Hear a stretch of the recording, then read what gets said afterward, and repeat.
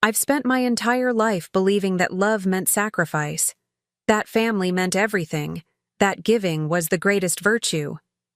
But on my 60th birthday, when my son Andrew looked me in the eyes and called me a financial burden, I finally understood the painful truth. I'd been pouring my life into people who saw me as nothing more than a walking checkbook. My hands trembled as I recalled that moment. The dining room had fallen silent. My daughter-in-law Vanessa's lips had curled into a smirk. And in that painful silence, I made a decision that would change everything. Before we jump back in, tell us where you're tuning in from, and if this story touches you, make sure you're subscribed. Because tomorrow, I've saved something extra special for you. My name is Julia Reynolds. For over 3 decades, I dedicated myself to others, especially my son Andrew. I never imagined that at 60 years old, I'd be standing at the precipice of an entirely new life, one where I finally put myself first. It all began in Oak Ridge, a city where the divide between wealth and struggle is marked by nothing more than a few streets and a lot of assumptions. I wasn't born into privilege. My parents were hardworking people who taught me the value of persistence and self-reliance. When I was young, I dreamed of becoming a doctor, but life had other plans. I became pregnant with Andrew when I was just 25. His father, Richard, disappeared before our son was even born. I was alone, scared, and suddenly responsible for this tiny person who depended on me for everything. Those early years were the hardest, working multiple jobs, studying when I could, falling asleep with textbooks scattered across my bed as I tried to finish my nursing assistant certification. By the time Andrew was in elementary school, I had secured a position at Dr. Eleanor Wright's medical practice. Dr. Wright wasn't just any physician. She was revered in our community, known for her brilliant mind and compassionate heart. She took a chance on me when I had limited experience, and for that, I would be forever grateful. "You have a natural instinct for this work, Julia," she told me one evening as we stayed late organizing patient files. "You're the kind of person who makes others feel instantly at ease." Those words meant everything to me. For 25 years, I worked alongside Dr. Wright, gradually taking on more responsibilities. The hours were long, the work demanding, but I never complained. Every dollar I earned went toward building a better life for Andrew. When Andrew was accepted to Oak Ridge University, I felt a surge of pride unlike anything I'd experienced before. My boy, my brilliant son, was going to have the education I could only dream of, but the tuition was staggering, nearly $35,000 a year. "I can't accept this," Andrew said when I showed him the loan papers I'd signed. "Mom, it's too much." "Nothing is too much for your future," I insisted, squeezing his hand. "This is what I've saved for all these years." What I didn't tell him was that I'd taken a second job on weekends, cleaning houses in the affluent Hillcrest Estates neighborhood.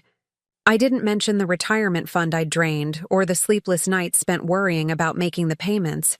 All that mattered was his opportunity to succeed. Andrew graduated with honors and met Vanessa during his final year. She came from the Porter family. Diane Porter, her mother, was a city councilwoman, and her father owned several successful businesses in Oak Ridge. From the moment I met her, I sensed Vanessa's disdain. The way her eyes scanned our modest apartment, how she questioned Andrew about his background, as if he came from some questionable lineage. "Your mother's a nurse?" she asked during our first dinner together, her eyebrow arched.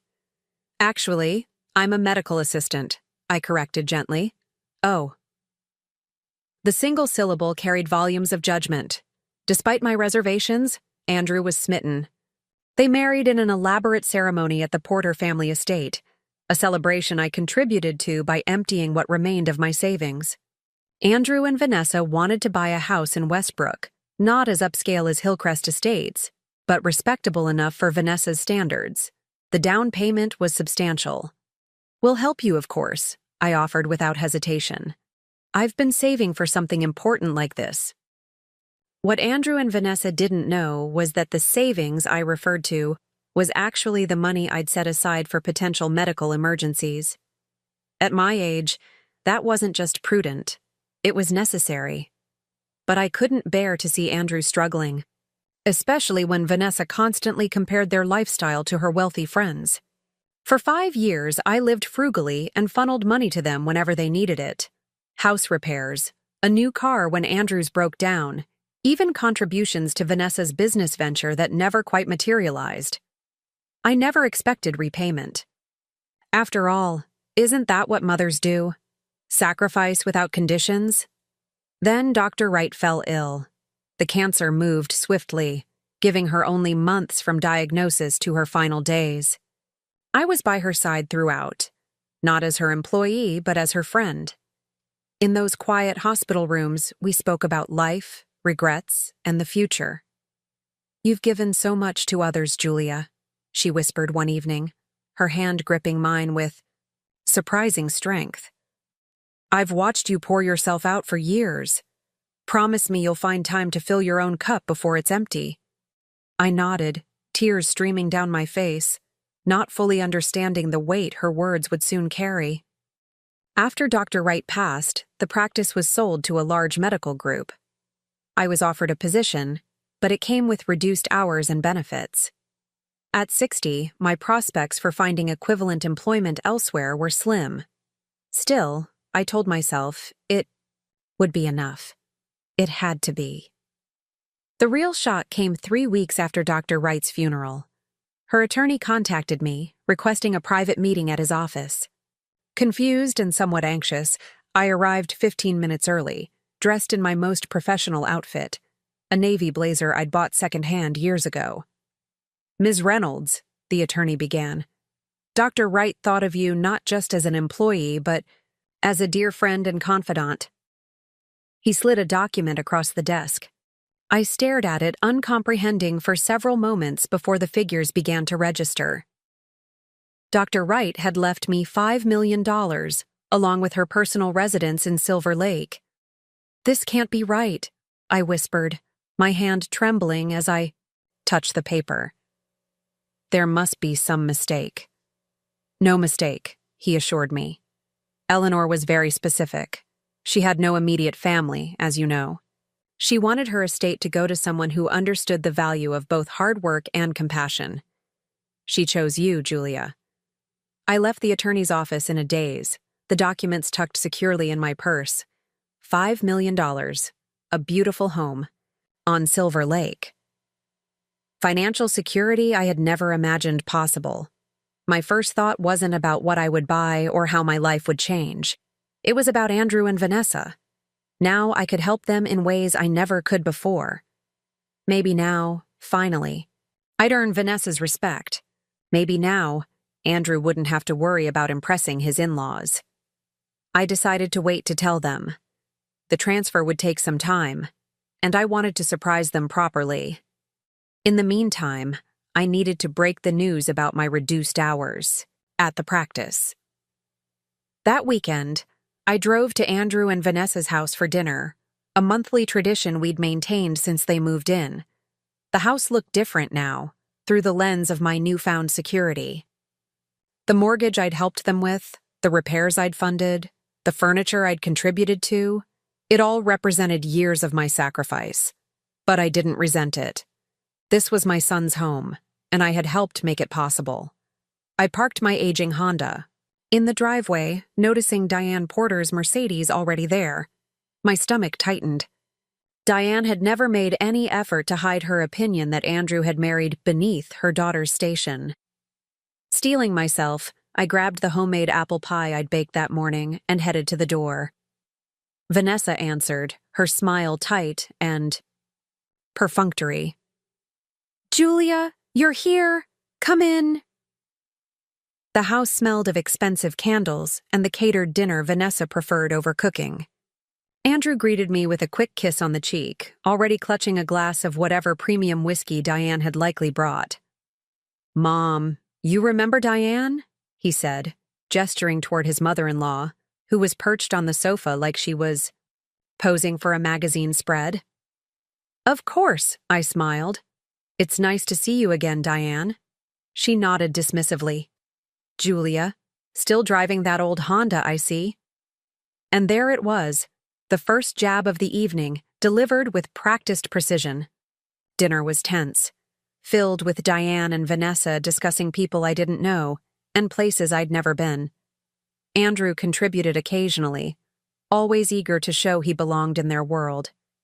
I remained quiet, waiting for the right moment to share my news.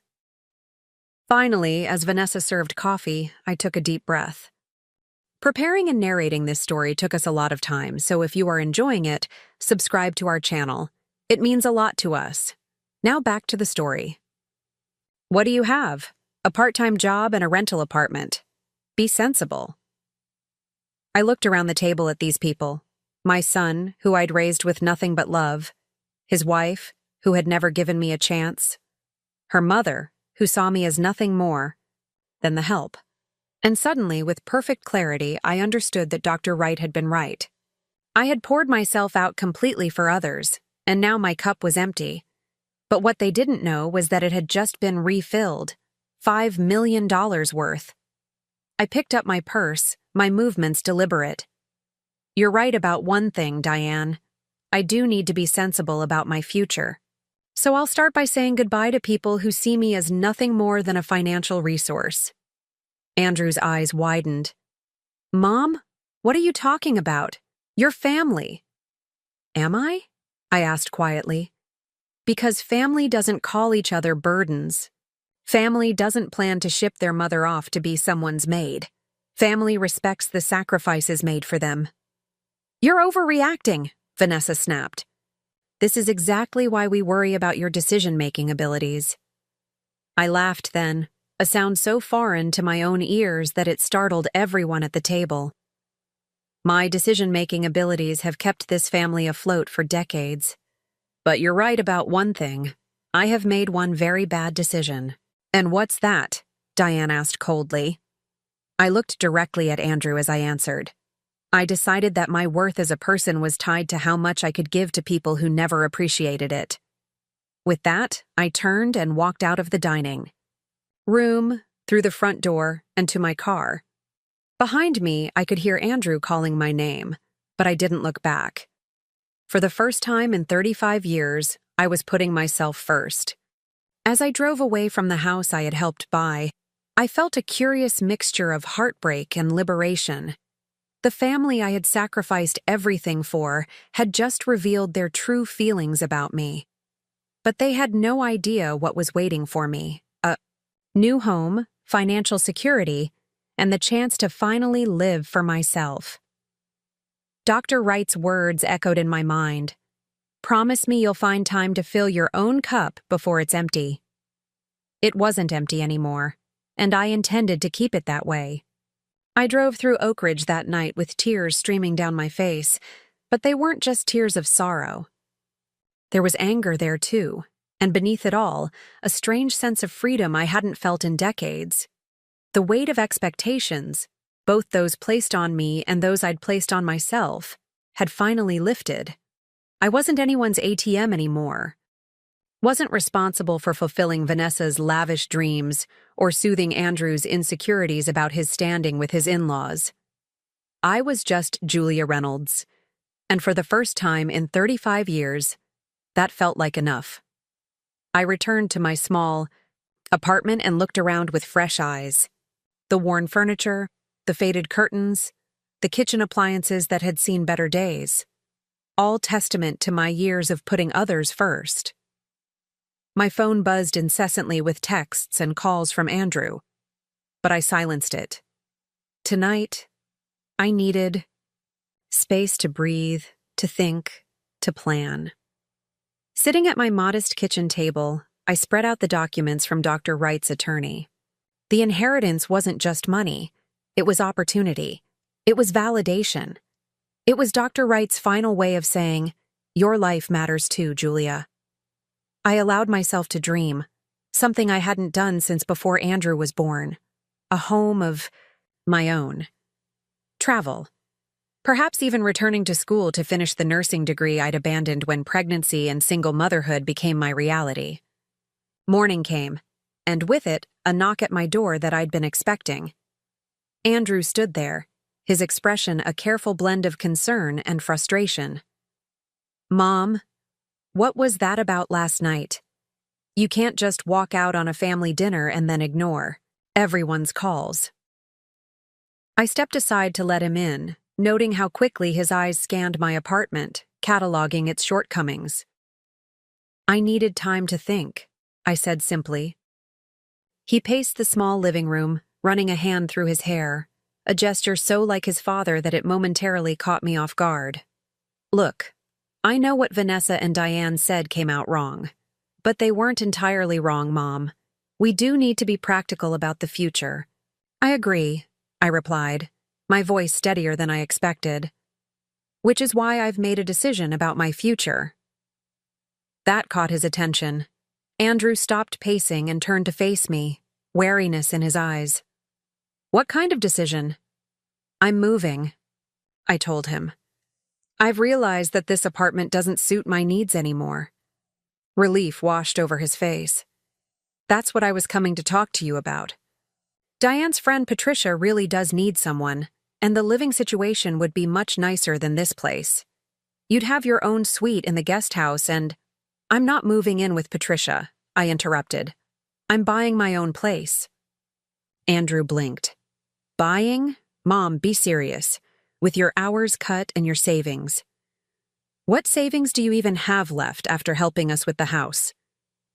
There it was, the assumption that I had nothing, that I was incapable of standing on my own.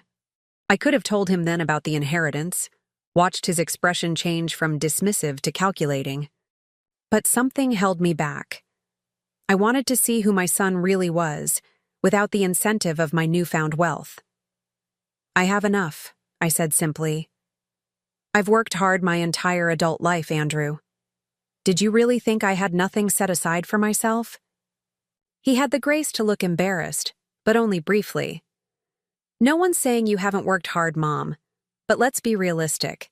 Real estate in Oak Ridge isn't cheap, and with your income now—" "My finances are not your concern," I said firmly, "just as yours are no longer mine." That statement hung in the air between us, its implications slowly registering on Andrew's face. "What's that supposed to mean?" "It means I won't be contributing to your kitchen renovation, or your childcare costs, or any of the other expenses you and Vanessa were counting on me to cover." His expression darkened. "So this is about money? You're punishing us because we suggested a practical solution to your situation?" "No, Andrew. This is about respect, about recognizing that I'm a person with my own needs and dreams, not just your personal bank account." "That's not fair," he protested. "We've never treated you like that." "Haven't you?" I asked quietly. "When was the last time you asked about my dreams, Andrew? My hopes? When was the last time you offered to help me, instead of asking what I could do for you?" He opened his mouth, then closed it again, unable to produce an example. "That's what I thought," I said, not unkindly. "It's not your fault entirely. I allowed it. I encouraged it even. But things are changing now." Andrew's phone buzzed. He glanced at it, then back at me, his expression shifting from defensive to placating. "Look, Mom, I need to get to work, but let's not make any hasty decisions, okay? I wanted to let you all know that there have been some changes at work. The practice was sold after Dr. Wright's passing, and my hours have been reduced." The table fell silent. Andrew set down his cup, his brow furrowed. "Reduced? By how much?" "About half," I admitted, "and the benefits aren't the same." "Half?" Vanessa echoed, exchanging a glance with her mother. "That's a significant income loss." I nodded. "It is. But I've been thinking that maybe it's time for me to slow down a bit. I've worked nonstop for decades and—" "Slow down?" Andrew interrupted, his voice tight. "Mom, you're only 60. People—" work well into their 70s these days. That wasn't what I expected him to say. I had anticipated concern, perhaps offers of help, not irritation. I know, but I thought, this is very unfortunate timing, Vanessa cut in, her tone clipped, especially since we were counting on your help with the renovation budget. The renovation, of course. They'd been talking about updating their kitchen for months, a project that would cost upwards of $50,000. I had already promised to contribute, despite my private concerns about the extravagance. I'm sure I can still help with something, I began, but Diane's sharp laugh cut me off. Help? On half your already modest salary? Be realistic, Julia. Andrew shifted uncomfortably. What Mom means is, I know exactly what I mean, I said, my voice surprisingly steady. I've supported this family for years. Perhaps it's time I focused on my own needs for a change. The room temperature seemed to drop 10 degrees. Vanessa's face hardened and Diane leaned forward, her jewelry catching the light. Your own needs? Vanessa repeated slowly, as if I'd suggested something scandalous. What about our needs? What about the fact that we're planning to start a family soon? We were counting on your financial support, especially since the house needs work before a baby arrives. I stared at her, momentarily speechless. They were planning a family? This was the first I'd heard of it. And they'd already factored my money into the equation without even discussing it with me. A baby? I finally managed. That's wonderful news. But I don't understand why you'd need my financial support for that. You both have good jobs. Andrew cleared his throat, looking anywhere but at me. We've been talking about Vanessa cutting back on work once the baby comes. Her income would drop significantly. And we'd need help with childcare costs, Vanessa added. Nannies aren't cheap, and we certainly wouldn't trust just anyone. I could help with the baby, I offered. I raised Andrew alone, after all. I have experience. Diane's laugh was immediate and cutting. No offense, Julia, but there's a world of difference between raising a child in, well, your circumstances, and providing the kind of upbringing Vanessa and Andrew want for their child. My cheeks burned. And what circumstances would those be, Diane? You know exactly what I mean. Limited resources, no connections. A rental apartment. She waved her hand dismissively. Children need stability, opportunities, advantages. I gave Andrew all of those things, I said quietly. Did you? Diane raised an eyebrow. Then why was he the only one in his private school class who couldn't join the ski trip? Why did he have to work through college while his peers were networking? Face it, Julia. You did your best, but your best wasn't enough to give him the advantages he deserved. I felt as though I'd been slapped. I turned to Andrew, waiting for him to defend me, to remind Diane of all the sacrifices I'd made. But he just stared at his plate, silent. Andrew? I prompted, my voice barely above a whisper. Do you agree with Diane? He looked up then, and what I saw in his eyes broke something inside me. Resentment, judgment, disappointment. Mom, he began carefully, we appreciate everything you've done, but the truth is, your financial situation has always been precarious. And now, with your hours cut, you're becoming. He hesitated, searching for the word. A burden, Vanessa finished for him. You're becoming a financial burden when we need support the most. A burden. After everything I'd sacrificed, everything I'd given up, I was now a burden to them. I see, I said, surprised by how calm I sounded when inside I was crumbling. And what would you suggest I do about that? Diane straightened, clearly pleased to offer a solution. My friend Patricia is looking for a live-in housekeeper for her mother. Room and board included, plus a modest salary. Given your skill set, it seems ideal. A live-in housekeeper. At 60 years old, after decades of working in healthcare, After putting my son through college and helping buy his house, I was being offered a position as someone's live-in maid. I stood up slowly, my legs unsteady. I think I should go. Mom, don't be dramatic. Andrew sighed. We're just trying to be practical here. Practical? I echoed. Is that what you call it when you plan my future as someone's servant without even asking me? When you call your own mother a burden? Julia, Diane cut in sharply, no one likes a martyr. Andrew and Vanessa have their future to think about. A child on the way, a home to maintain. Come over for dinner this weekend. Just you and me and Vanessa. We'll talk everything through calmly. I nodded, knowing I wouldn't be accepting that invitation. Goodbye, Andrew. After he left, I made a cup of tea and called Dr. Wright's attorney to set the wheels in motion. Within days, I had appointments with a financial advisor, a real estate agent, and an interior designer. The team Dr. Wright had used for years, all of whom treated me with the respect I'd earned but rarely received. Ms. Reynolds, the financial advisor, began during our first meeting. This inheritance places you in a very comfortable position. Conservatively managed, you could live quite well on the interest alone without ever touching the principal. I nodded, still adjusting to the reality of my situation. And the house on Silver Lake? A beautiful property in an excellent location. You could move in immediately, of course, or sell it if you prefer something else. The market in that area is very strong. I thought about the lakeside property I'd visited just once, when Dr. Wright hosted a staff gathering years ago. It was peaceful there, serene. But it was also an hour outside of Oak Ridge, away from the life I'd built. I'd like to look at properties in Oak Ridge first, I decided, somewhere close to the city center.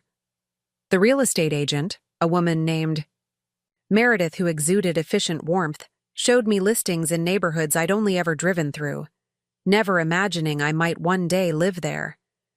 Hillcrest Estates, Oak Ridge Heights, the Wellington. The Wellington has a unit available that I think would suit you perfectly, Meredith suggested. It's a luxury condominium development with excellent amenities, pool, fitness center, 24-hour concierge service. I remembered passing the Wellington countless times, admiring its elegant facade and manicured grounds. It was where successful doctors lived, university administrators, business executives, not medical assistants who drove 15-year-old Hondas. But I wasn't just a medical assistant anymore, was I? I'd like to see it, I told Meredith. The Wellington exceeded my expectations. The available unit was on the 12th floor, with floor-to-ceiling windows that offered a stunning view of Oak Ridge Park. The kitchen gleamed with high-end appliances I'd only seen in magazines. The master bathroom featured a soaking tub positioned to take advantage of the city views. It's beautiful, I admitted, running my hand along the marble countertop. And it's ready for immediate occupancy, Meredith added. The previous owner has relocated overseas. All furnishings can be included in the sale, if you wish. I wandered from room to room, trying to picture myself in this space. Would I feel like an imposter here? Or would I finally feel like I belonged? In the world I'd helped others access but never experienced myself? I'll take it, I decided suddenly. Furnished. Meredith's eyebrows rose slightly, but she recovered quickly. Wonderful. I'll prepare the offer immediately. Within 2 weeks, I had moved into my new home at the Wellington. My few possessions looked almost comically out of place amid the sophisticated furnishings, but I found I didn't mind. This was a fresh start, a blank page. I spent those first days exploring my new surroundings, introducing myself to neighbors who welcomed me warmly, unaware of and uninterested in my previous life. I was simply Julia Reynolds, the newest resident of 12B, not Andrew's mother, not the woman who cleaned houses on weekends to pay for her son's education, just Julia. It was during one of these introductory conversations that I received an unexpected invitation. We're having a small gathering on Saturday evening. said Catherine, an elegant woman in her 60s who lived in 14A. Nothing fancy, just a few friends for dinner and conversation. We'd love for you to join us. I accepted without hesitation, then spent the next 3 days wondering what one wore to a dinner party at the Wellington. My wardrobe, practical and worn from years of careful budgeting, suddenly seemed woefully inadequate. For the first time in my adult life, I went shopping without checking price tags or calculating what I could sacrifice to afford a new outfit. Saturday evening arrived, and I stood before the mirror in my new dress, a simple but beautifully cut garment in deep blue that the saleswoman had assured me brought out my eyes. My hair, freshly styled at the salon in the lobby, fell in soft. Waves around my face? I looked different. Not younger, necessarily, but more vibrant, more present. Catherine's small gathering turned out to include 12 guests, all residents of the Wellington. As I sipped champagne and moved through conversations about travel, art, and local politics, I felt a curious sensation. I was participating, not observing from the sidelines. These people weren't looking through me. They were seeing me. Julia works in healthcare, Catherine was saying to a distinguished-looking man named Howard. She was with Dr. Eleanor Wright for many years. Howard's eyebrows rose in recognition. Eleanor Wright? Remarkable woman. Her research on early detection methods was groundbreaking. Yes, she was remarkable, I agreed, warmth spreading through me at the memory of my mentor and friend. Not just as a physician, but as a person. You must miss working with her, said another guest, a woman named Sylvia, who I'd learned was a retired professor. I do, I admitted. The practice isn't the same without her. Will you continue working there? Howard asked. The question gave me pause. With my financial situation secure, I didn't need to work anymore. But the thought of leaving healthcare entirely, of no longer using the skills I'd honed over decades, felt wrong somehow. I'm considering my options, I said finally. I've always wanted to do more direct work with underserved communities, perhaps volunteer work at the free clinic downtown. The conversation continued, flowing smoothly to other topics, but that question lingered in my mind. Who was I now, if not the hard-working single mother who sacrificed everything for her child? If not Dr. Wright's reliable assistant? Who was Julia Reynolds when all the roles she'd played were stripped away? The answer I was discovering was both terrifying and exhilarating.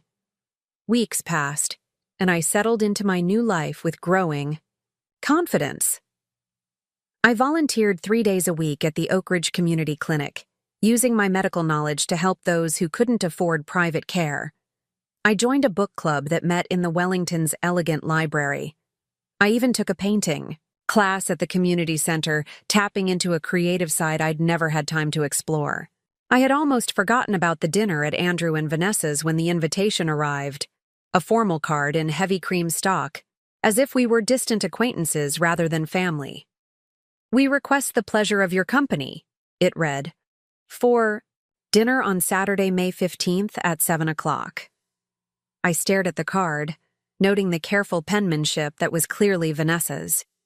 No mention of our last encounter. No acknowledgement of the tension between us. Just a formal invitation that could have been sent to anyone. My first instinct was to decline. But curiosity won out. What did they want? Had Andrew's conscience finally caught up with him? Or was this another attempt to secure financial support? I sent my acceptance and spent the intervening days wondering what awaited me at the house I'd helped buy, but never fully been welcomed in. Saturday arrived, and I dressed with care. Another new outfit, this one a pantsuit in soft gray that managed to be both elegant and comfortable. I drove to Andrew and Vanessa's house not in my old Honda, which I'd donated to the community clinic, but in the sleek Audi I'd purchased after moving to the Wellington. Vanessa opened the door, her practiced smile faltering slightly as she took in my appearance. Julia, you're right on time, and you've changed your hair. Among other things, I said pleasantly, stepping past her into the foyer. The house looks lovely. Have you started the renovations already? She blinked, momentarily thrown by my directness. No, not yet. We're still in the planning phase. Andrew appeared then, kissing my cheek with careful affection. Mom, you look great. Really great. Thank you, I said, noting the slight tension in his voice. Something smells wonderful. Vanessa made her famous roast, Andrew said, leading me toward the dining room. And wait until you see dessert. The table was set immaculately, with the fine china they reserved for special occasions. A bottle of expensive wine was all ready, open and breathing. There were places set for 4. Are we expecting someone else? I asked, noticing the extra setting. Diane will be joining us, Vanessa replied smoothly. She should be here any minute. Of course. Diane Porter, who had suggested I become someone's live-in housekeeper, would be witnessing whatever play they had rehearsed for tonight. We made stilted small talk until Diane arrived, sweeping in with her usual air of entitled confidence. She faltered momentarily when she saw me, her eyes narrowing as she took in my transformed appearance. Julia, she said, her tone carefully neutral. How nice to see you again. Dinner proceeded with an undercurrent of tension beneath the polite conversation. Andrew spoke enthusiastically about a promotion he was being considered for. Vanessa discussed plans for the nursery, though there was no mention of her being pregnant. Yet. Diane offered occasional observations about mutual acquaintances I'd never met. It wasn't until dessert, an elaborate tiramisu that I doubted Vanessa had made herself, that the real purpose of the evening emerged. Mom, Andrew began, setting down his fork. We've been thinking a lot about our last conversation, about what you said regarding respect and appreciation. I nodded, waiting. You were right, he continued, his tone softening. We haven't always acknowledged everything you've done for us, the sacrifices you've made, and we want you to know that we see them now, we value them. What Andrew is trying to say, Vanessa interjected, is that we miss you. Family is important to us, especially now that we're planning to start our own. And we're concerned, Diane added, her voice taking on a note of practiced compassion. That set my teeth on edge. You've been through a significant loss with Dr. Wright's passing. Making major life changes during periods of grief can be risky. I took a sip of water, studying their faces. Andrew looked genuinely remorseful, though, whether for his behavior or for the potential loss of financial support, I couldn't be sure. Vanessa's expression was carefully arranged in sympathetic lines that didn't quite reach her eyes. And Diane. Diane was watching me with the calculated interest of someone assessing a potential problem. I appreciate your concern, I said, finally. But I'm not grieving. I'm evolving. Evolving? Diane repeated skeptically. Is that what you call suddenly cutting off contact with your family and making irrational decisions about your living situation? I smiled, reminded again why I'd kept my inheritance private. What makes you think my decisions are irrational, Diane? She exchanged a glance with Vanessa before continuing. Andrew mentioned you're moving. On your limited income, any real estate purchase would be stretching your resources dangerously thin. And at your age, financial security should be your priority. I couldn't agree more, I replied calmly.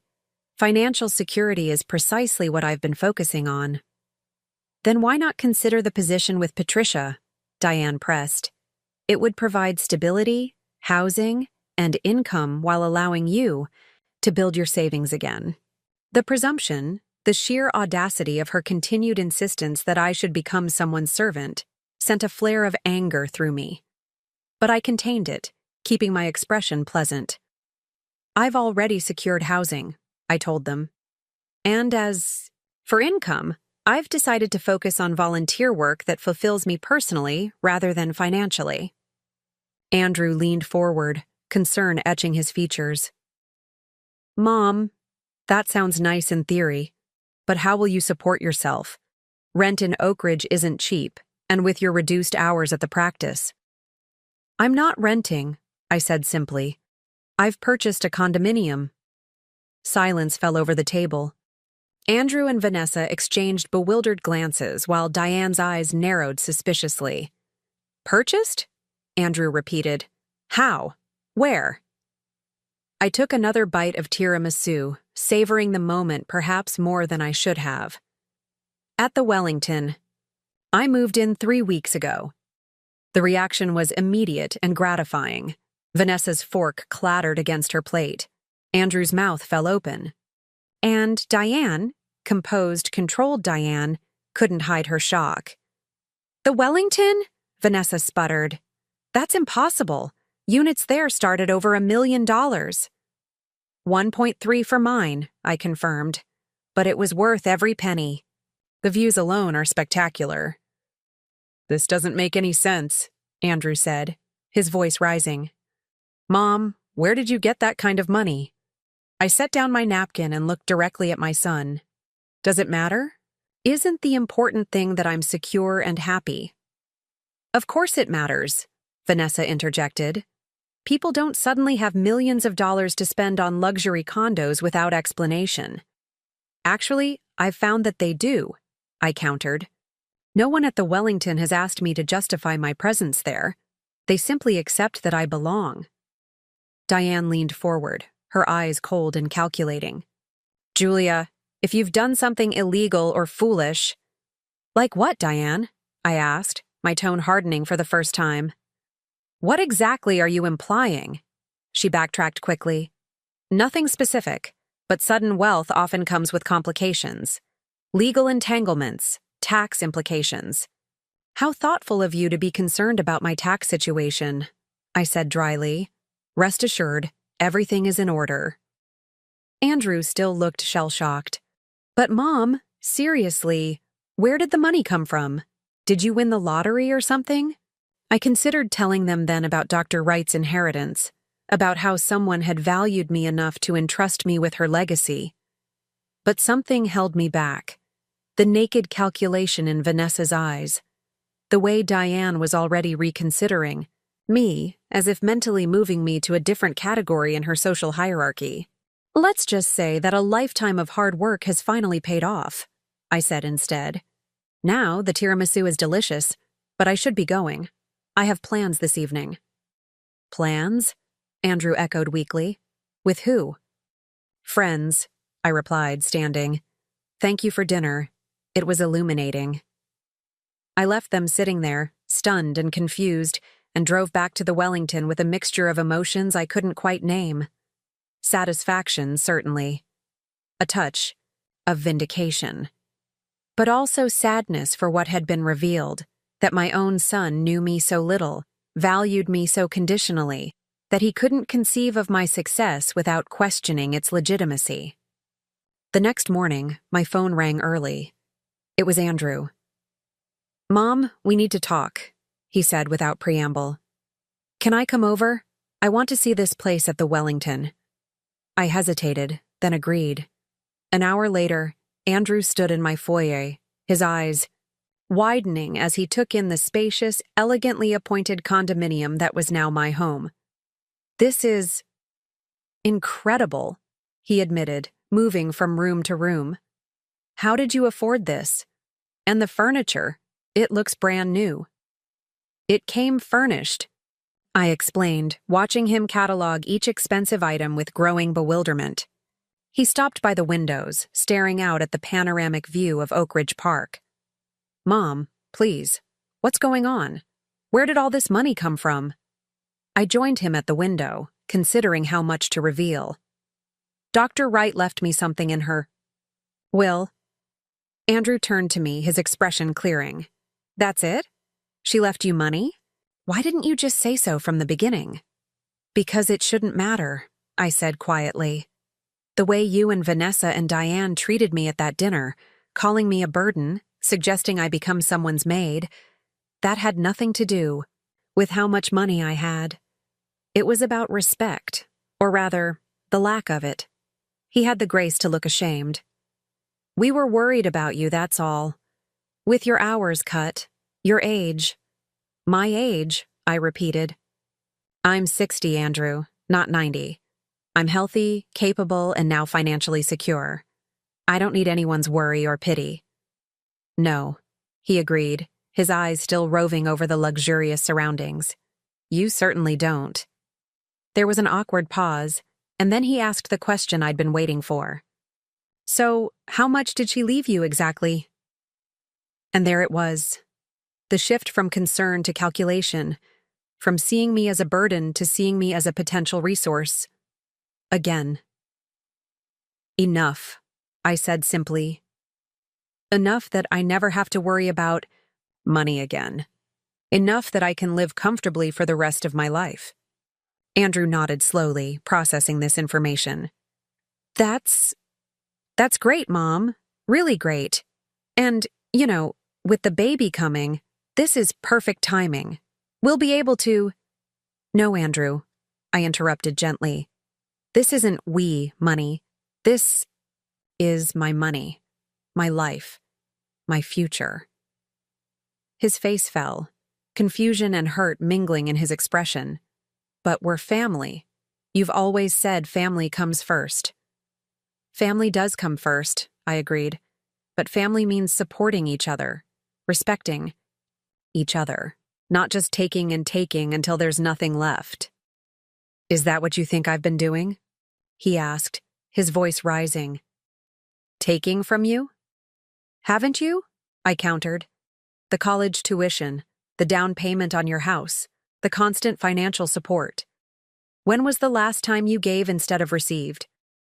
He opened his mouth to respond, then closed it again, unable to produce an example. I'm not cutting you out of my life, Andrew, I said, softening my tone.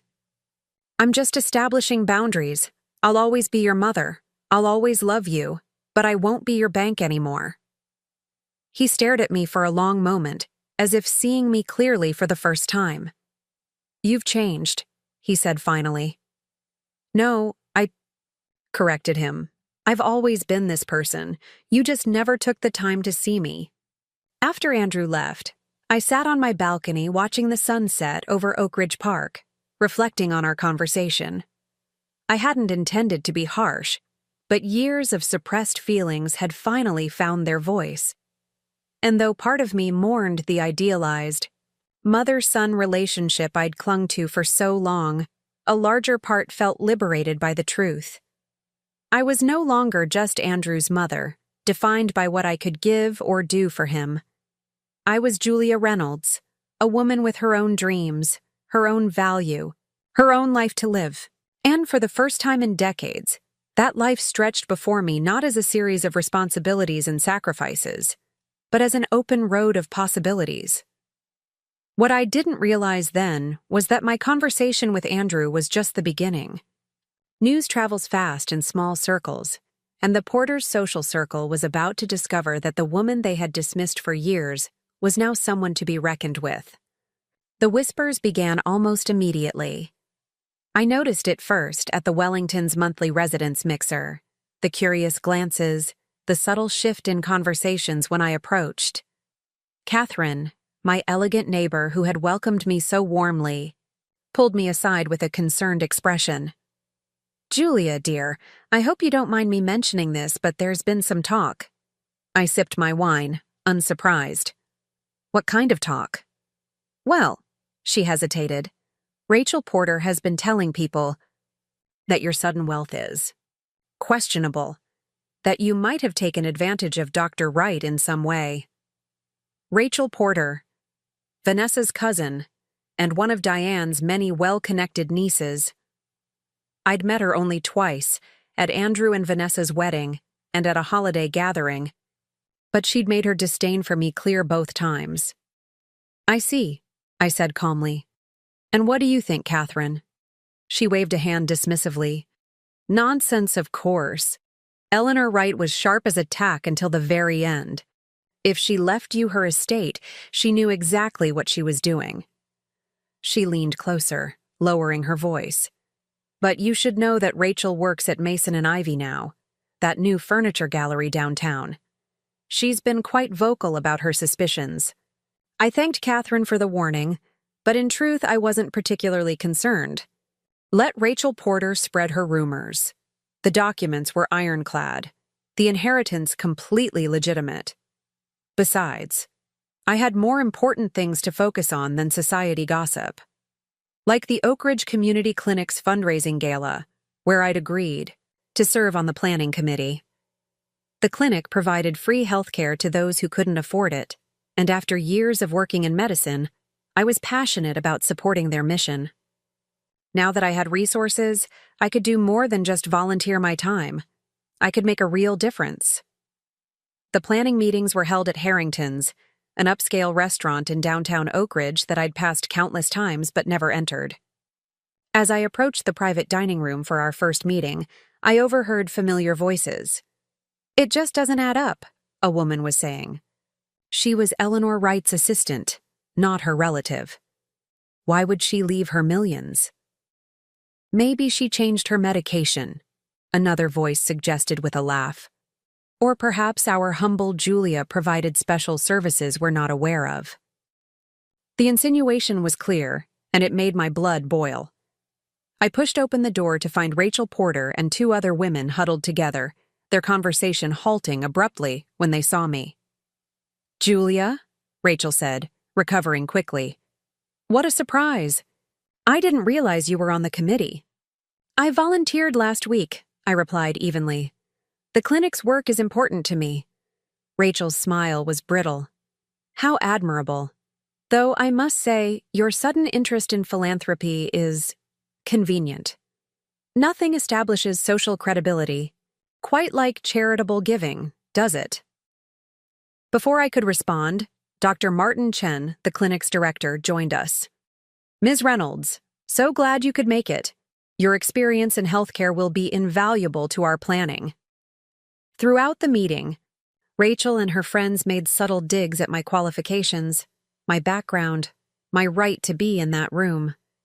But I kept my focus on Dr. Chen and the work at hand, offering practical suggestions from my years in healthcare and pledging a substantial donation that made Rachel's contribution look modest by comparison. As the meeting concluded, Dr. Chen pulled me aside. "I want to thank you personally for your generosity, Ms. Reynolds. With your donation, we can upgrade our pediatric equipment and extend our hours." "Please call me Julia," I insisted. "And it's my pleasure. Dr. Wright believed in making healthcare accessible to everyone. I'm just continuing her legacy." "You were close to Eleanor," he said, not a question, but an observation. "She was my mentor," I acknowledged. "And my friend." He nodded thoughtfully. "She spoke highly of you, said you had an instinct for patient care that couldn't be taught." Rachel had lingered, clearly eavesdropping on our conversation. She approached with forced casualness. "Dr. Chen, I meant to ask you about the silent auction items. My aunt, Councilwoman Porter, has offered to donate a weekend at her lake house." "Wonderful," Dr. Chen replied politely. "Though I should mention that Julia has already secured several remarkable auction items, including a week at a private villa in Tuscany, donated by Howard Mercer." Rachel's smile froze. Howard Mercer was one of the Wellington's most prominent residents, a retired surgeon whose social connections were impeccable. That he'd made such a generous donation at my request spoke volumes about my standing. "How resourceful of her," Rachel managed, her voice tight. As we dispersed, I gathered my belongings calmly, ignoring the frustrated glances Rachel shot toward her friends. Petty social maneuvering had never interested me, but I couldn't deny a certain satisfaction in standing my ground. The next few weeks brought a curious shift in my relationship with Oak Ridge society. Those who had once looked through me now saw me, some with genuine warmth, others with calculated interest. Invitations arrived for luncheons, gallery openings, committee meetings. I accepted selectively, drawn to activities that aligned with my values rather than those that simply offered social advancement. I was leaving a volunteer shift at the clinic one afternoon when I spotted a familiar figure pacing anxiously in the parking lot. Vanessa, looking distinctly out of place in her designer clothes and impeccable makeup. "Julia," she called, hurrying toward me. "I've been waiting almost an hour. Don't you answer your phone anymore?" I reached into my bag, noting the 3 missed calls on my silenced phone. "I turn it off during my shift. Is everything all right? Is Andrew okay?" "He's fine," she said dismissively. "I need to talk to you. Can we go somewhere private?" We ended up at a small cafe across the street, Vanessa fidgeting with her wedding ring as we settled into a quiet corner table. "I'll get straight to the point," she said once our coffee arrived. "I need your help with something important." I waited, wondering what could possibly be so urgent that she'd wait an hour outside a free clinic to speak with me. "My mother is hosting a charity luncheon next weekend," she continued. "It's an annual event for the Oak Ridge Women's Foundation, very prestigious. All the right people will be there." I sipped my coffee, still waiting for the request. "The thing is," Vanessa leaned forward, lowering her voice, "Rachel mentioned that you've been working with Dr. Chen on the clinic fundraiser, that you've secured some impressive donations." "Ah, now I understood." "And you're hoping I'll help with your mother's event as well?" "Exactly," she smiled, relieved that I'd caught on. "Nothing major, just perhaps reaching out to your new connections. Howard Mercer, for instance, or any of the Wellington residents who might support our cause." "What exactly is the cause?" I asked. Vanessa waved a hand vaguely. "Oh, women's issues, education, that sort of thing." Her dismissive tone told me everything I needed to know. This wasn't about charity. It was about social positioning, about ensuring that Diane's event was successful and well attended by the right people. "I'm afraid I can't help," I said gently. "My time is already committed to the clinic fundraiser, and I wouldn't feel comfortable asking the same donors to contribute to multiple events so close together." Vanessa's pleasant expression faltered. "But this is family, Julia. Surely the clinic can wait? Mother's luncheon is next Saturday." "The clinic serves people who have nowhere else to go for health care," I pointed out. "I'd say that's rather time-sensitive." Her facade cracked then, frustration bleeding through. "This is about getting back at us, isn't it? Punishing us for that dinner." "No, Vanessa. This is about priorities. Mine have changed." She studied me for a long moment, calculation evident in her gaze. "Things have been difficult for Andrew since you moved out. He misses you. We both do." The transparent attempt at manipulation might have worked on the old Julia, the one so desperate for her son's approval that she'd drain her savings to buy his affection. But that woman was gone. "I'm glad to hear that," I said neutrally. "Andrew is welcome to visit me any time." "At the Wellington," Vanessa said, unable to keep the bitterness from her voice.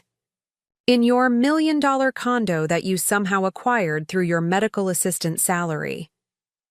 I set down my cup, meeting her gaze directly.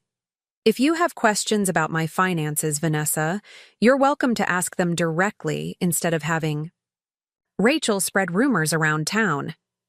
She had the grace to flush slightly. "Rachel can be overzealous, I admit, but you have to understand, it's all very sudden, very unusual." "Life often is," I replied simply. "Now, if you'll excuse me, I have another appointment."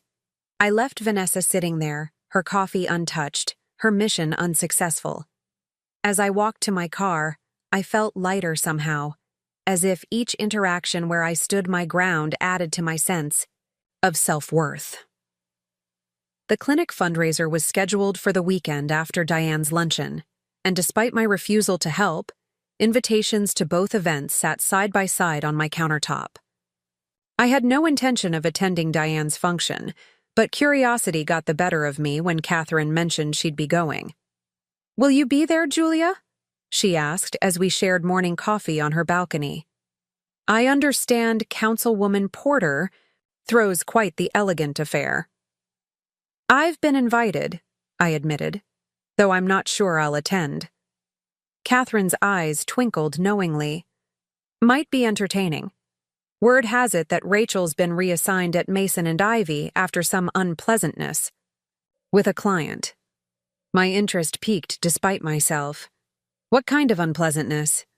"Apparently, she was rather dismissive of an older woman who came in looking at their higher-end pieces, assumed she couldn't afford them, and suggested she try a more accessible store." Catherine shook her head. "Turned out the woman was Margaret Harding." I recognized the name immediately. Margaret Harding was the widow of one of Oak Ridge's most successful developers, worth millions and deeply connected in local society. "I understand Mrs. Harding was not amused," Catherine continued. "She's now requested that Rachel be barred from helping with her upcoming home renovation, a project worth well into 6 figures. I winced. In the world of high-end retail, alienating a client like Margaret Harding was career suicide. "That's unfortunate for Rachel." "Indeed," Catherine agreed, "though perhaps a lesson in not judging books by their covers." She gave me a meaningful look, "Which is why I think you should attend Diane's luncheon. Show them all who Julia Reynolds really is." Her encouragement, combined with my own curiosity about Rachel's comeuppance, led me to RSVP to Diane's event. I selected a simple but elegant dress in deep emerald, paired with the pearl necklace Dr. Wright had given me on my 15th work anniversary, the only piece of fine jewelry I'd owned before my inheritance. Diane Porter's home was exactly as I'd imagined, ostentatious, immaculately maintained, designed to impress rather than welcome. As I handed my car keys to the valet, a service that seemed excessive for a charity luncheon, I noticed several women glancing my way, their expressions ranging from curiosity to barely concealed disdain. Inside, the foyer buzzed with expensively, dressed women air-kissing and exclaiming over each other's outfits. I spotted Vanessa immediately, stationed beside her mother like a dutiful sentinel, both of them radiating practiced charm as they greeted guests. When Vanessa saw me, her smile faltered momentarily before snapping back into place. "Julia, what a lovely surprise. I wasn't sure you'd make it." "I wouldn't miss it," I replied pleasantly. "It's for charity, after all." Diane turned, her expression carefully neutral. "Julia, how nice of you to support our cause." "The foundation does important work," I said, though I suspected most of the women here cared more about being seen at the right events than about the actual causes they claimed to support.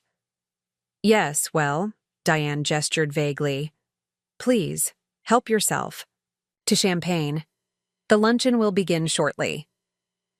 I made my way through the crowded room, accepting a glass from a passing server and scanning the faces around me. Many were unfamiliar, but a few I recognized from community events or the Wellington social gatherings. Catherine waved from across the room, engaged in conversation with an elegant older woman I didn't recognize. "Julia Reynolds?" a voice beside me asked. I turned to find Margaret Harding herself, regarding me with interest. I'd seen her photo in the local newspaper but had never met her in person. "Yes," I confirmed, extending my hand. "It's a pleasure to meet you, Mrs. Harding." "Margaret, please," she insisted, her handshake firm. "Catherine has told me about you. Former colleague of Eleanor Wright, now volunteering at the community clinic?" "That's right," I said, surprised and touched that Catherine had mentioned me. "Eleanor was a remarkable woman," Margaret said. "She treated my late husband during his final illness. Her compassion made an unbearable situation slightly more bearable." "That sounds like her," I agreed, a familiar ache of loss tightening my chest. She believed that medicine was about people, not just procedures. Margaret nodded approvingly. "A philosophy I understand you share. Catherine mentioned you're on the committee for the clinic's upcoming fundraiser? Yes, it's next weekend, I confirmed. Dr. Chen is hoping to expand their pediatric services. A worthy cause, Margaret said thoughtfully. I've been looking for a new focus for my charitable foundation. Perhaps I'll attend. Before I could respond, a commotion near the entrance caught our attention. Rachel had arrived, looking flustered and slightly disheveled, a stark contrast to the poised appearance she usually cultivated. Margaret murmured, following my gaze. The young woman from Mason and Ivy, not having the best week, I understand. I tried not to smile. So I've heard. Margaret's eyes twinkled with mischief. Perhaps we should say hello. We approached Rachel, who was downing a glass of champagne with less refinement than she typically displayed. When she saw Margaret, the color drained from her face. Mrs. Harding, she stammered. I didn't expect. That is, I'm surprised to see you here. I never miss Diane's luncheons, Margaret replied coolly. Though I believe this is your first time attending as a guest rather than helping your aunt? I understand you've been quite busy at the furniture gallery. Rachel swallowed hard. Yes, well, retail can be demanding. So I've observed, Margaret said dryly. Julia, I don't believe you've been formally introduced to Rachel Porter. She has quite the eye for determining a client's budget limitations. Rachel's gaze darted to me, recognition and alarm flashing across her features.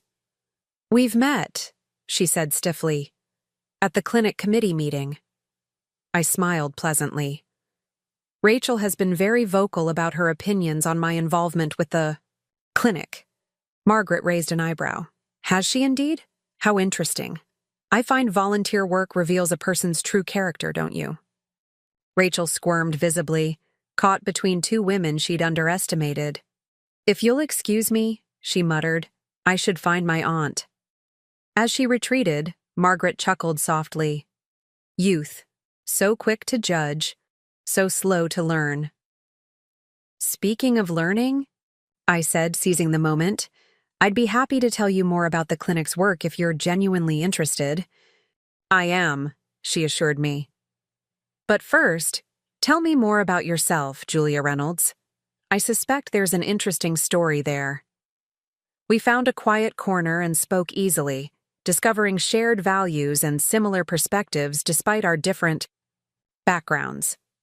Margaret was forthright and unpretentious, refreshing in a room full of careful social calculation. Our conversation was interrupted by the announcement that lunch would be served. The dining room was arranged with round tables elaborately decorated with floral centerpieces that probably cost more than a month's rent at my old apartment. I found my assigned seat at a table near the back, clearly not among the honored guests who were placed prominently near the front. Margaret, who had been directed to Diane's own table, frowned at the arrangement. Nonsense, she declared, picking up her place card. I prefer more interesting company.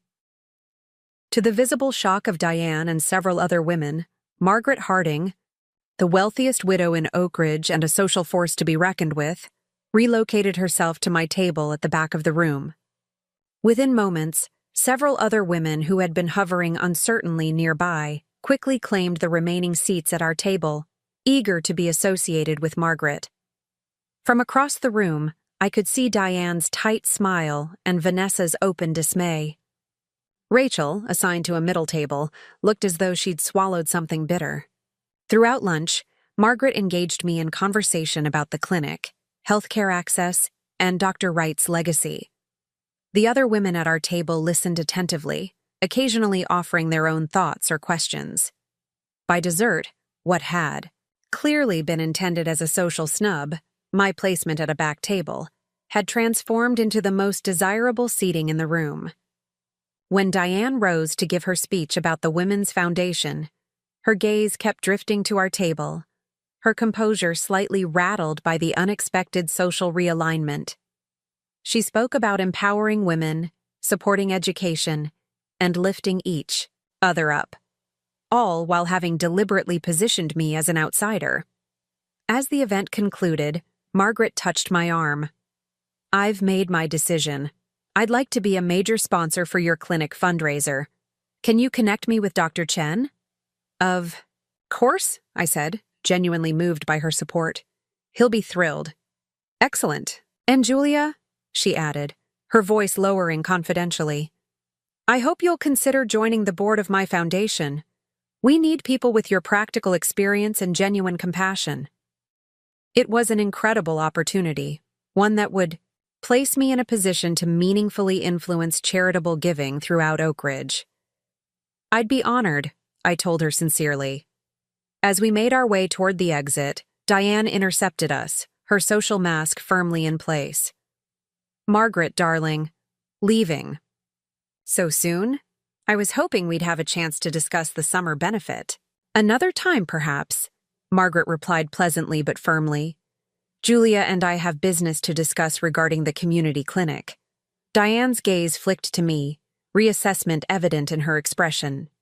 Julia has always been dedicated to her causes. "A quality I admire greatly," Margaret said pointedly. "Those who serve others without seeking recognition demonstrate true character."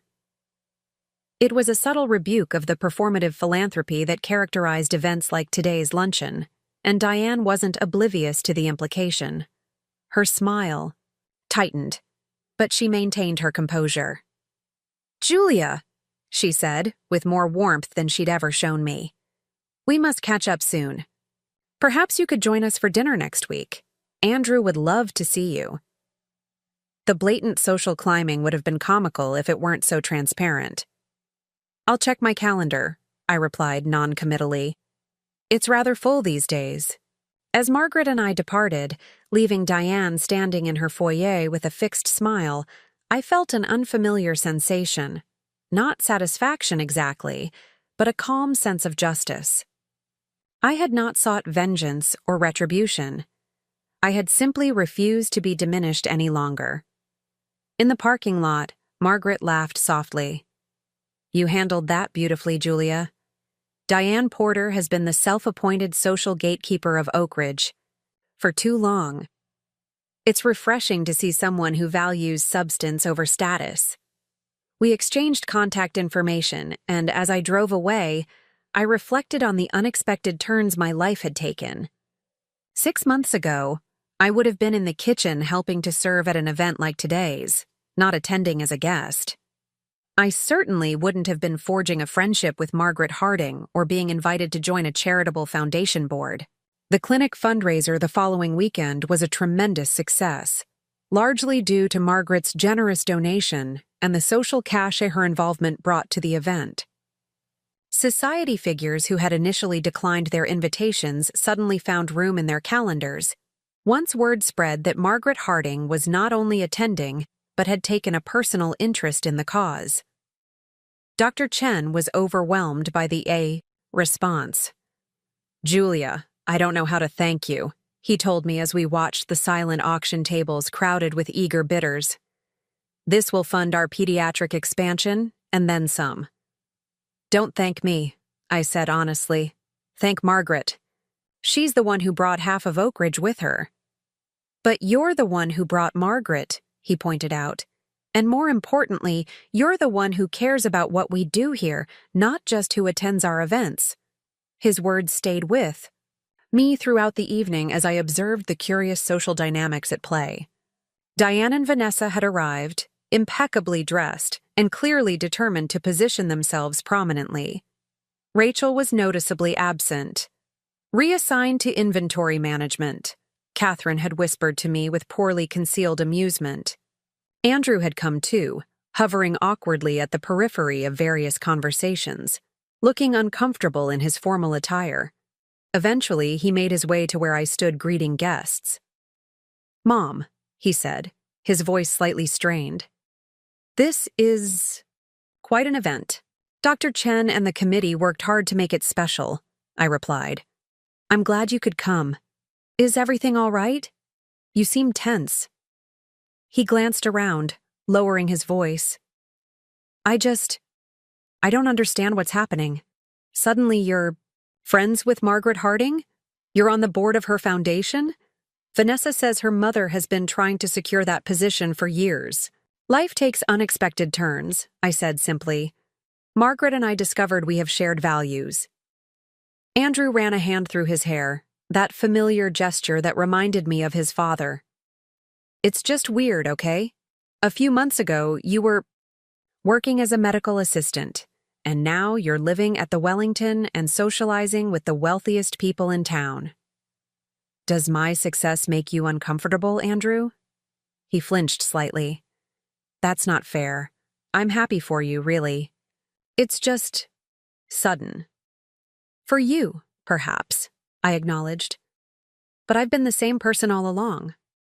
The only difference is that now other people are finally seeing what Dr. Wright always saw. Before Andrew could respond, Margaret approached, elegantly attired in a simple black dress that probably cost more than my car. Julia, darling, the event is marvelous, she said warmly.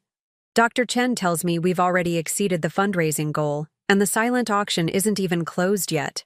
That's wonderful news, I replied, genuinely delighted. Margaret, have you met my son, Andrew Reynolds? Margaret's gaze cooled slightly as she assessed Andrew. I don't believe I've had the pleasure, though I did meet your wife earlier. She seems ambitious. Andrew shifted uncomfortably under Margaret's scrutiny. It's nice to meet you, Mrs. Harding. My mother speaks highly of you. Your mother is an extraordinary woman, Margaret said pointedly. I hope you appreciate what a rare quality genuine integrity is in this town. It was a gentle reprimand, and Andrew wasn't oblivious to it. He glanced between us, clearly trying to determine the nature of my relationship with this formidable woman. I've always known my mother was special, he said carefully. I'm glad others are recognizing it too. Margaret's expression softened slightly. Better late than never, I suppose. Julia, when you have a moment, Howard Mercer is asking about that Tuscany villa package. Apparently his daughter is planning a honeymoon. As she drifted away, Andrew stared after her with an expression of bewilderment. She just gave me the shovel talk, he said incredulously. Margaret Harding basically just told me to treat my own mother better. Despite everything, I had to smile. Margaret is protective of people she respects. And she respects you, Andrew said, as if still trying to process this new reality. Mom, what happened? How did everything change so fast? I looked around the elegant venue, at the socialites who now greeted me warmly, at Dr. Chen, who had always valued my contributions, at Margaret, who had seen past social pretense to recognize a kindred spirit. Nothing changed, Andrew, I told him softly. I was always this person. You just never looked closely enough to see. He had no response. To that, and as he walked away to rejoin Vanessa, I felt a curious mixture of sadness and liberation. The son I had sacrificed everything for still didn't truly see me. But now, finally, I saw myself clearly. And I liked the woman I discovered. What I didn't realize that evening, as I basked in the success of the fundraiser and the satisfaction of newfound respect, was that the Porter family wasn't finished with me yet. Wounded pride and social embarrassment had festered into something darker, and Rachel Porter was about to make a very public, very dangerous accusation that would force me to defend not just my reputation, but my very integrity. The accusation came on a Tuesday morning, delivered not in whispers at social gatherings but in black and white on the front page of the Oak Ridge Sentinel's Society section. I was having coffee on my balcony when Catherine called, her voice uncharacteristically urgent. Julia, have you seen today's paper? Not yet, I replied, puzzled by her tone. Is something wrong? You need to see it. Now. The line went dead. Concerned, I went downstairs to retrieve my copy from the lobby. The headline jumped out immediately. Questions surround mysterious inheritance. Local medical assistant under scrutiny. The article, bylined by a reporter I'd never heard of, detailed growing concerns about Dr. Eleanor Wright's decision to leave her substantial estate to her longtime assistant, rather than to medical research or distant relatives. It quoted sources close to the situation who questioned whether I had manipulated a vulnerable elderly woman during her final illness. The primary source, quoted directly and prominently, was Rachel Porter. It's highly unusual for someone in a position of trust to benefit so dramatically, Rachel was quoted saying. Dr. Wright was a brilliant physician, but during her illness, she may have been susceptible to undue influence. Many in the community are wondering whether this inheritance was truly her intention. My hands trembled as I read, anger and disbelief washing over me in alternating waves. The insinuation was clear, that I had somehow coerced or manipulated Dr. Wright, taking advantage of her illness to secure her fortune for myself. It was a despicable suggestion, one that sullied not only my reputation, but Dr. Wright's memory and judgment. My phone began ringing almost immediately. First Margaret, then Dr. Chen, then Catherine again. I let the calls go to voicemail, needing time to process the public attack and decide how to respond. By mid-morning, Howard Mercer had left a message, expressing his support, as had several other Wellington residents who had come to know me in recent months. Then Andrew called. Unlike the others, I answered his call. "Mom?" he began, his voice strained. "Have you seen—" "Yes," I interrupted. "I've seen it." There was a pause. "Rachel is Vanessa's cousin. I want you to know we had nothing to do with this. Vanessa is furious with her." I found that hard to believe, given Vanessa's clear resentment of my changed circumstances, but I appreciated Andrew's attempt to distance himself from the situation. "What are you going to do?" he asked when I didn't immediately respond. It was a good question. What options did I have? I could issue a denial, but denials often sound defensive, guilty. I could ignore it, but silence might be interpreted as confirmation of wrongdoing. I could pursue legal action for defamation, but that would be costly, time-consuming, and would only keep the story alive longer. "I haven't decided yet," I told Andrew honestly. "But thank you for calling." After we hung up, I sat in silence for several minutes, trying to quiet the storm of emotions raging inside me. Anger at Rachel's vicious attack. Sorrow that Dr. Wright's generosity was being twisted into something sordid. Fear that people would believe the worst of me. But beneath these surface reactions, something else stirred. Determination. I had spent decades playing small, avoiding conflict, putting others' needs before my own. I had accepted disrespect and dismissal as the price of keeping peace. I had allowed myself to be treated as less than I was worth. No more. I picked up my phone and called Margaret Harding. "I was wondering when you'd call," she said by way of greeting. "I assume you've seen that hatchet job masquerading as journalism?"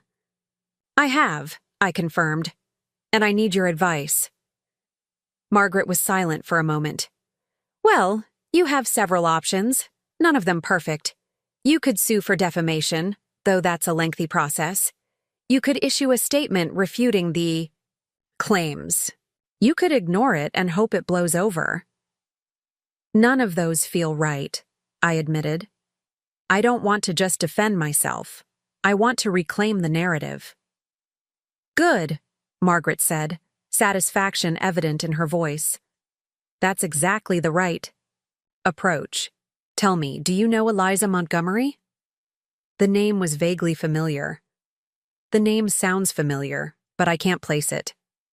Eliza is the editor-in-chief of the Oak Ridge Tribune, the Sentinel's more reputable competitor. She's also an old friend of mine, and she has no love lost for the sort of gossip-mongering the Sentinel trades in. I think it's time you gave an interview, Julia. Your first and only interview about Dr. Wright's inheritance. The idea was terrifying and exhilarating in equal measure. To speak publicly, to tell my story on my own terms, it felt right. "Set it up," I told Margaret. 2 days later, I sat across from Eliza Montgomery in the elegant sitting room of her Hillcrest home. In her mid-60s, with silver hair cut in a stylish bob and keen eyes that missed nothing, Eliza had the relaxed confidence of someone who had nothing left to prove. "Thank you for agreeing to speak with me, Julia," she began, setting a recorder on the table between us. "I want to be clear that this conversation is entirely on your terms. You can ask me to strike anything from the record at any point." I appreciated her professionalism. "Thank you. I've never done anything like this before." Eliza smiled warmly. "Just speak from the heart. Tell me about your relationship with Dr. Wright." And so I did.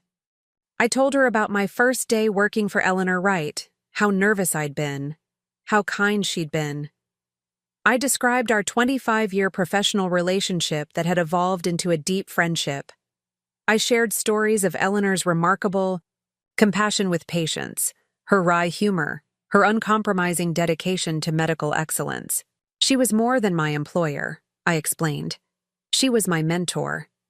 Everything I know about patient care, about treating people with dignity regardless of their circumstances, I learned from Eleanor. "And your relationship during her illness?" Eliza asked gently, addressing the heart of Rachel's accusations. I took a deep breath.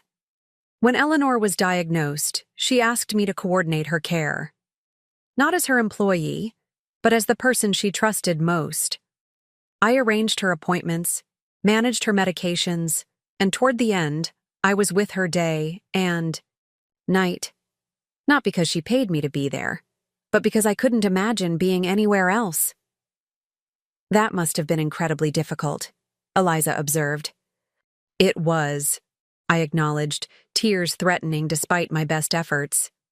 "But it was also a privilege." Eleanor faced death the way she faced everything, with courage, clarity, and a wry sense of humor. Even in her final days, she was teaching me about grace. Eliza allowed me a moment to compose myself before continuing. "Were you aware that she had named you in her will?" "No," I said firmly. "I had no idea. Eleanor and I never discussed her estate planning. When her attorney contacted me after the funeral, I was completely shocked." "And what was your reaction when you learned of the inheritance?" I smiled at the memory. "Disbelief, mostly. I kept thinking there must be some mistake. Then gratitude. Overwhelming gratitude, not just for the financial security, but for what it represented. Eleanor could have left her estate to anyone, to any cause. The fact that she chose me. It meant that she valued our friendship as much as I did." Eliza nodded thoughtfully. "You mentioned that you coordinated her medical care. Was Dr. Wright mentally competent throughout her illness?" "Absolutely," I stated without hesitation. Until the very end, Eleanor was sharp, lucid, and fully in command of her faculties. Anyone who spent time with her during that period would confirm that. Her oncologist, Dr. Rivera, can attest to her mental clarity, as can her attorney, who ensured she was competent when she updated her will. "And when was her will updated?" Eliza asked. 6 months before her diagnosis, I revealed. Eleanor was in perfect health at the time, both physically and mentally. She revised her estate planning after her last living relative, a cousin in Arizona, passed away. Eliza looked surprised. "So her decision to leave you her estate wasn't made during her illness at all?" "No," I confirmed. "It was made when she was in excellent health, with a sound mind and plenty of time for reflection." This fact, which Rachel clearly hadn't known when making her accusations, changed the entire complexion of the situation. If Eleanor had decided to leave me her estate while in perfect health, long before any illness could have affected her judgment, the suggestion of undue influence became absurd. We continued talking for over 2 hours, covering not just the inheritance, but my life before and after receiving it. I shared stories of raising Andrew as a single mother, of working multiple jobs to make ends meet, of the sacrifices that had defined most of my adult life. And how has this sudden wealth changed you? Eliza asked toward the end of our conversation. I considered the question carefully. It hasn't changed who I am, my values, my character, my core beliefs. What it's changed is how I'm perceived by others, and perhaps how I perceive myself. I'm still the same person who worked alongside Eleanor for 25 years, who raised a son alone, who values compassion and hard work. But now I have resources that allow me to live without constant financial anxiety, to give back to my community in meaningful ways, and yes, to expect the respect I've earned through a lifetime of integrity. Eliza nodded, satisfaction evident in her expression. Thank you, Julia. I think we have everything we need. 2 days later, the Oak Ridge Tribune published a full-page feature titled, A Legacy of Trust, the True Story Behind Dr. Eleanor Wright's Final Gift. Accompanying the article was a photograph I had provided, Eleanor and me at the clinic's holiday party the year before her diagnosis, both of us laughing at some forgotten joke, her arm draped casually around my shoulders in a gesture of easy affection. The article was masterfully written, allowing my words to tell the story while providing context that thoroughly discredited Rachel's insinuations. Eliza had interviewed Dr. Rivera, who confirmed Eleanor's mental competence throughout her treatment, and Eleanor's attorney, who verified that the will had been updated long before her illness.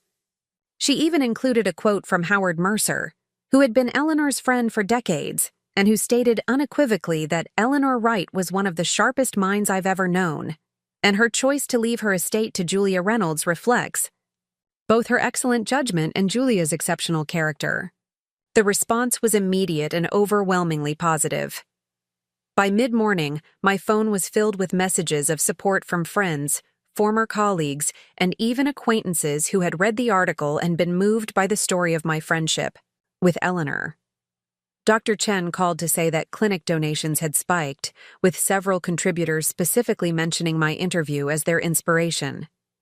Catherine stopped by with freshly baked scones and the news that the Wellington residents were uniformly outraged on my behalf.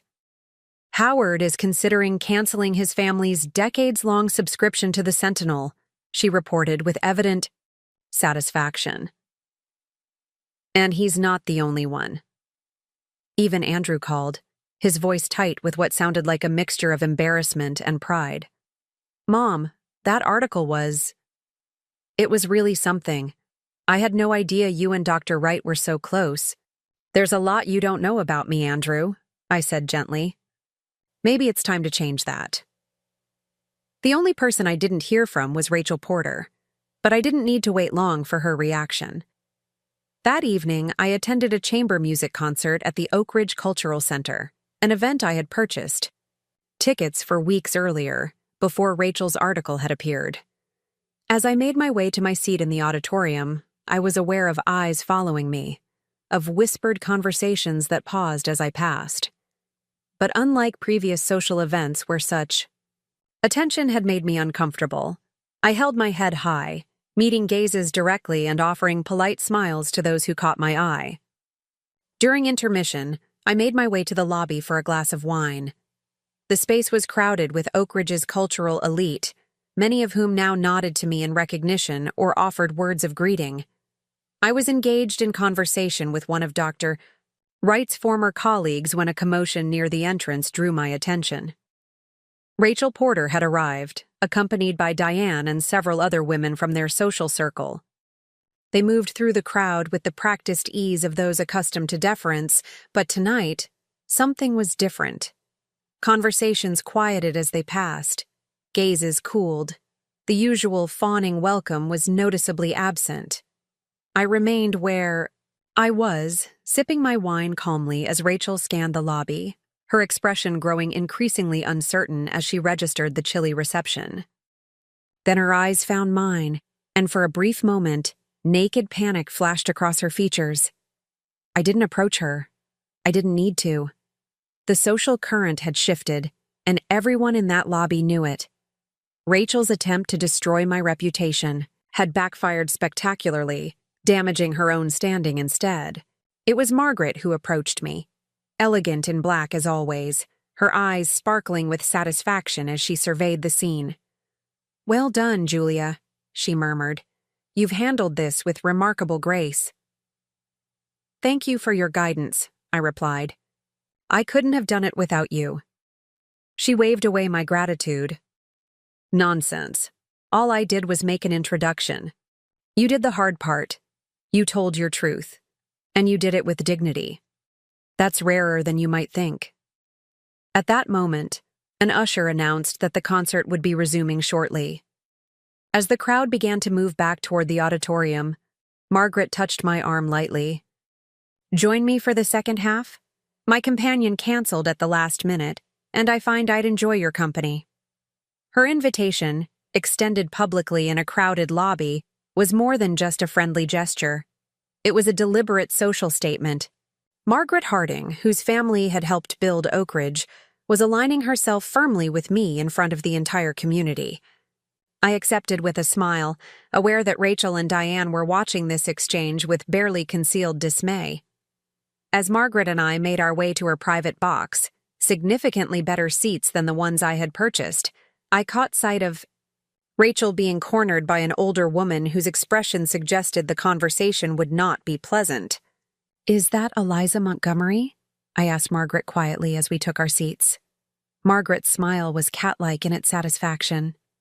"Indeed it is. Eliza has always had impeccable timing." Throughout the second half of the concert, I found myself only partially focused on the music.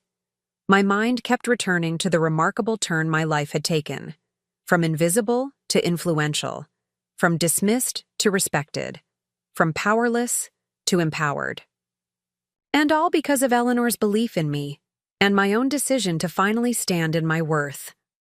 When the concert ended, Margaret invited me to join her for a late supper at Harrington's.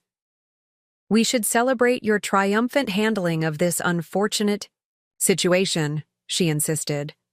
Harrington's was Oak Ridge's most exclusive restaurant, where reservations were typically booked months in advance. But for Margaret Harding, a table materialized immediately, positioned prominently in the center of the dining room. As we settled in, I noticed Rachel, Diane, and Vanessa being seated at a far less desirable table near the kitchen entrance. Their expressions as they spotted me dining with Margaret were studies in conflicted emotions: anger, envy, disbelief, and something that looked remarkably like fear.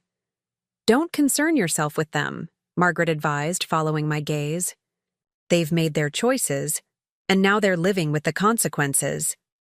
I nodded, turning my attention back to my companion. "I'm trying to focus on moving forward, not looking back." "A wise approach," Margaret agreed. "Though I must admit, there's a certain satisfaction in watching natural justice unfold." We were halfway through our appetizers when a server approached with a bottle of champagne. "Compliments of Mr. Howard Mercer," he explained, gesturing toward the bar where Howard raised his glass in a silent toast. "To integrity," Margaret proposed once our glasses were filled. "And to new beginnings." We clinked glasses, and as I sipped the excellent champagne, I found myself reflecting on how completely my life had transformed.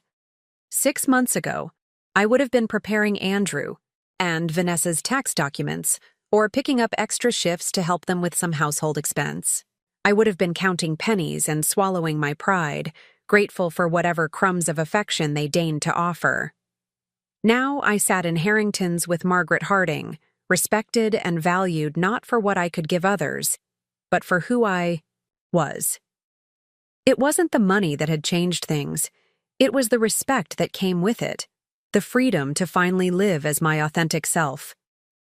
Our meal was interrupted frequently by well-wishers stopping by to greet Margaret and, increasingly, to express their support for me. Each interaction seemed to draw more attention to our table, and by extension, to the Porter women relegated to their inferior position by the kitchen. We were just finishing dessert when Andrew appeared beside our table, looking uncomfortable, but determined. "Mom," he said, his voice strained, Could I speak with you for a moment? Margaret raised an eyebrow but graciously excused herself to greet an acquaintance at another table, giving us privacy. Andrew slid into her vacant seat, fidgeting with the napkin. Vanessa and I are leaving, he said without preamble. This is awkward. I imagine it is, I replied neutrally. Though none of this was my doing, Andrew. He had the grace to look ashamed. I know. Rachel went too far with that article. It was wrong, and I told her so. Did you? I was genuinely surprised. Andrew had never been one to challenge his in-laws, preferring to keep the peace at any cost, usually mine. Yes, he insisted. But Mom, you have to understand, this whole situation is strange for all of us. One day you're, a burden? I supplied, recalling Vanessa's cruel assessment. He winced. That was Vanessa's word, not mine. But yeah, we were worried about your financial situation. And then suddenly you're wealthy and friends with Margaret Harding and everyone's talking about you. It's a lot to adjust to.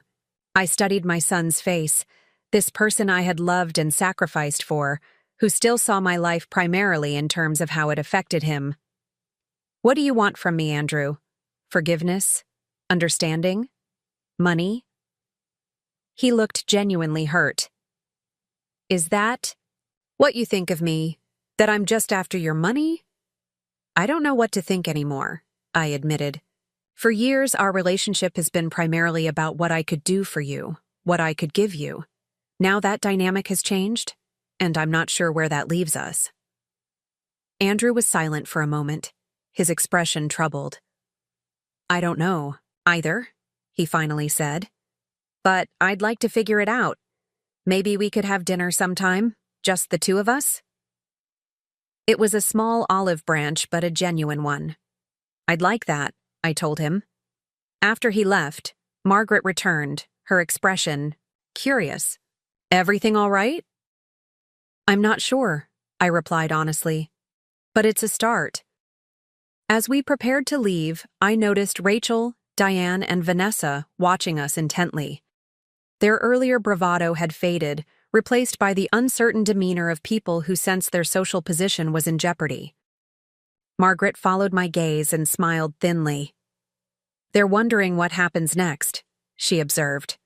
Whether you'll seek revenge, whether their social standing is permanently damaged. And what will happen next? I asked, genuinely curious about Margaret's assessment. She regarded me thoughtfully. That, my dear, is entirely up to you. The question isn't what you could do to them. It's what kind of person you want to be now that you have choices. Her words stayed with me as we left the restaurant, as the valet brought around her elegant sedan, as she dropped me off at the Wellington with a warm embrace and promises to call the next day. What kind of person did I want to be? I had spent decades defined by scarcity, of money, of time, of choices. Now I had abundance in all those areas. I could use my resources to reward friends and punish enemies. I could withdraw completely from the social scene that had once excluded me. I could move away, start fresh somewhere new. But none of those options felt right. The money hadn't changed who I was at my core, a person who believed in compassion, in justice, in using whatever resources I had to make a positive difference. Eleanor had seen those qualities in me and had entrusted me with her legacy because she trusted me to honor her values. That night I made a decision. I would neither seek revenge nor retreat from the community where I'd spent my entire adult life. Instead, I would use my new position to create positive change, supporting the clinic, mentoring young healthcare workers, using my seat on Margaret's foundation board to direct resources where they were truly needed. I would be exactly who I had always been, but without the constraints that had limited my impact for so long. The next morning, I called Dr. Chen with a proposal, a scholarship program for promising students from disadvantaged backgrounds who wanted to pursue careers in healthcare. Funded by me, administered by the clinic, named in honor of Eleanor Wright. That's a wonderful idea, Julia, Dr. Chen said enthusiastically. It would create a lasting legacy for Dr. Wright while addressing a critical need in our community. As we discussed the details, I felt a sense of purpose and clarity that had nothing to do with social positioning or settling scores. This was the person I wanted to be, someone who used her good fortune to create opportunities for others, just as Eleanor had done for me. I was finalizing the scholarship parameters with Dr. Chen when my doorbell rang. Opening it, I was startled to find Rachel Porter standing in my hallway, looking distinctly uncomfortable. "May I come in?" she asked, her usual confident tone replaced by something more hesitant. Curious, I stepped aside to let her enter. She walked into my living room, her gaze taking in the elegant furnishings, the spectacular view, the clear evidence of the life she had tried to diminish. "I owe you an apology," she said abruptly, turning to face me. "What I did was wrong. I knew it was wrong when I did it, but I was envious and angry." Her admission surprised me. I had expected denial, perhaps even another attack, not this. Blunt acknowledgement of wrongdoing. "Why?" I asked simply. "What had I ever done to you?" Rachel sighed, sinking onto the edge of my sofa. "Nothing. That was part of the problem. You went from being someone we all overlooked to someone with influence and connections practically overnight. It felt threatening." "To whom? You? Diane? Vanessa?" "All of us," she admitted. "Our social position has always depended on being the ones with connections, with influence. When you suddenly had both, and worse, when Margaret Harding clearly preferred your company to ours, it was like the ground shifted under our feet." I considered her words, recognizing the vulnerability beneath the admission. "So you tried to destroy my reputation to restore your sense of security?" She flinched but didn't deny it. "It was petty and cruel. I see that now. And it backfired spectacularly." She looked up at me, her expression genuinely regretful. "I've been asked to resign from the Women's Foundation Board. Several clients have requested different sales associates at Mason and Ivy. Even my position within the family has been affected. Aunt Diane blames me for the social fallout." I should have felt satisfaction at her downfall, but instead, I felt an unexpected empathy. I knew what it was like to have your sense of self, your security, suddenly threatened. I had experienced it when Diane suggested I become someone's housekeeper, when Vanessa called me a burden, when Andrew failed to defend me. "What do you want from me, Rachel?" I asked, not unkindly. "Forgiveness? Intervention with the foundation board?" She shook her head. "I'm not here to ask for anything. I just needed to apologize, face to face. What you do with that apology is up to you." Her honesty, however belated, was something I could respect. "I appreciate that," I told her, "and I accept your apology. As for the rest, the professional and social consequences, those are between you and the people you've disappointed.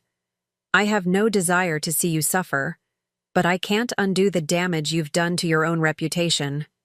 Rachel nodded, accepting this assessment. "That's fair. More than fair, actually." She rose to leave, then paused. "Can I ask you something?" "Of course." "How did you do it?" "Maintain your dignity through everything, from the way we treated you before, to the article, to now." I would have been furious, vengeful. I considered her question carefully. I had an excellent example in Eleanor Wright. She taught me that true dignity isn't about social status or material wealth. It's about integrity, about being consistent in your values regardless of circumstances. I've tried to honor that lesson, even when it's difficult. Rachel absorbed this, her expression thoughtful. "I think I have a lot to learn," she said finally. "We all do," I replied, surprising myself with the genuine warmth in my voice. day is an opportunity to do better than we did the day before. After Rachel left, I returned to my call with Dr. Chen, my mind clearer than ever about the path forward. I didn't need revenge or validation. I didn't need to prove my worth to those who had dismissed me. What I needed, what I had always needed, was to live authentically, to use whatever resources I had to create positive change, and to maintain my dignity regardless of how others treated me. Eleanor had seen those qualities in me long before anyone else did. Her legacy wasn't just financial, it was the confidence to finally become the person I had always been beneath the constraints of scarcity and sacrifice. As I finished outlining the scholarship program with Dr. Chen, I looked out at the Oak Ridge skyline and smiled. This city that had once seemed to have no place for someone like me was now full of possibilities. Not because I had changed, but because I had finally stopped hiding who I truly was. The wealth had opened doors, certainly, but it was my own long-suppressed strength that had allowed me to walk through them with my head held high. 1 year after Eleanor Wright's passing, I stood at the podium in the newly renovated pediatric wing of the Oak Ridge Community Clinic, looking out at the gathered crowd. Medical staff in their white coats, board members in business attire, community supporters who had contributed to making this moment possible. And in the front row, Andrew. His expression a mixture of pride and something I couldn't quite name. Perhaps understanding finally of who his mother truly was. "It is my profound honor," I said, my voice steady despite the emotion tightening my chest, "to officially dedicate the Dr. Eleanor Wright Pediatric Center." Eleanor believed that quality healthcare should be accessible to every child, regardless of their family's financial circumstances. Today, that vision becomes reality. The applause was warm and genuine as Dr. Chen joined me at the podium for the ribbon cutting. As the oversized scissors sliced through the bright blue ribbon, I felt Eleanor's presence so strongly it almost took my breath away. She would have loved this. Not the recognition of her name on the building, but the bright, welcoming rooms where children could receive care with dignity, the state-of-the-art equipment that would help diagnose and treat conditions early, the scholarship program that would nurture the next generation of healthcare providers. Afterward, as guests toured the new facilities, Margaret appeared at my side, elegant as always in a dove-gray suit that complemented her silver hair. "She would be immensely proud," she said quietly, somehow knowing exactly where my thoughts had gone.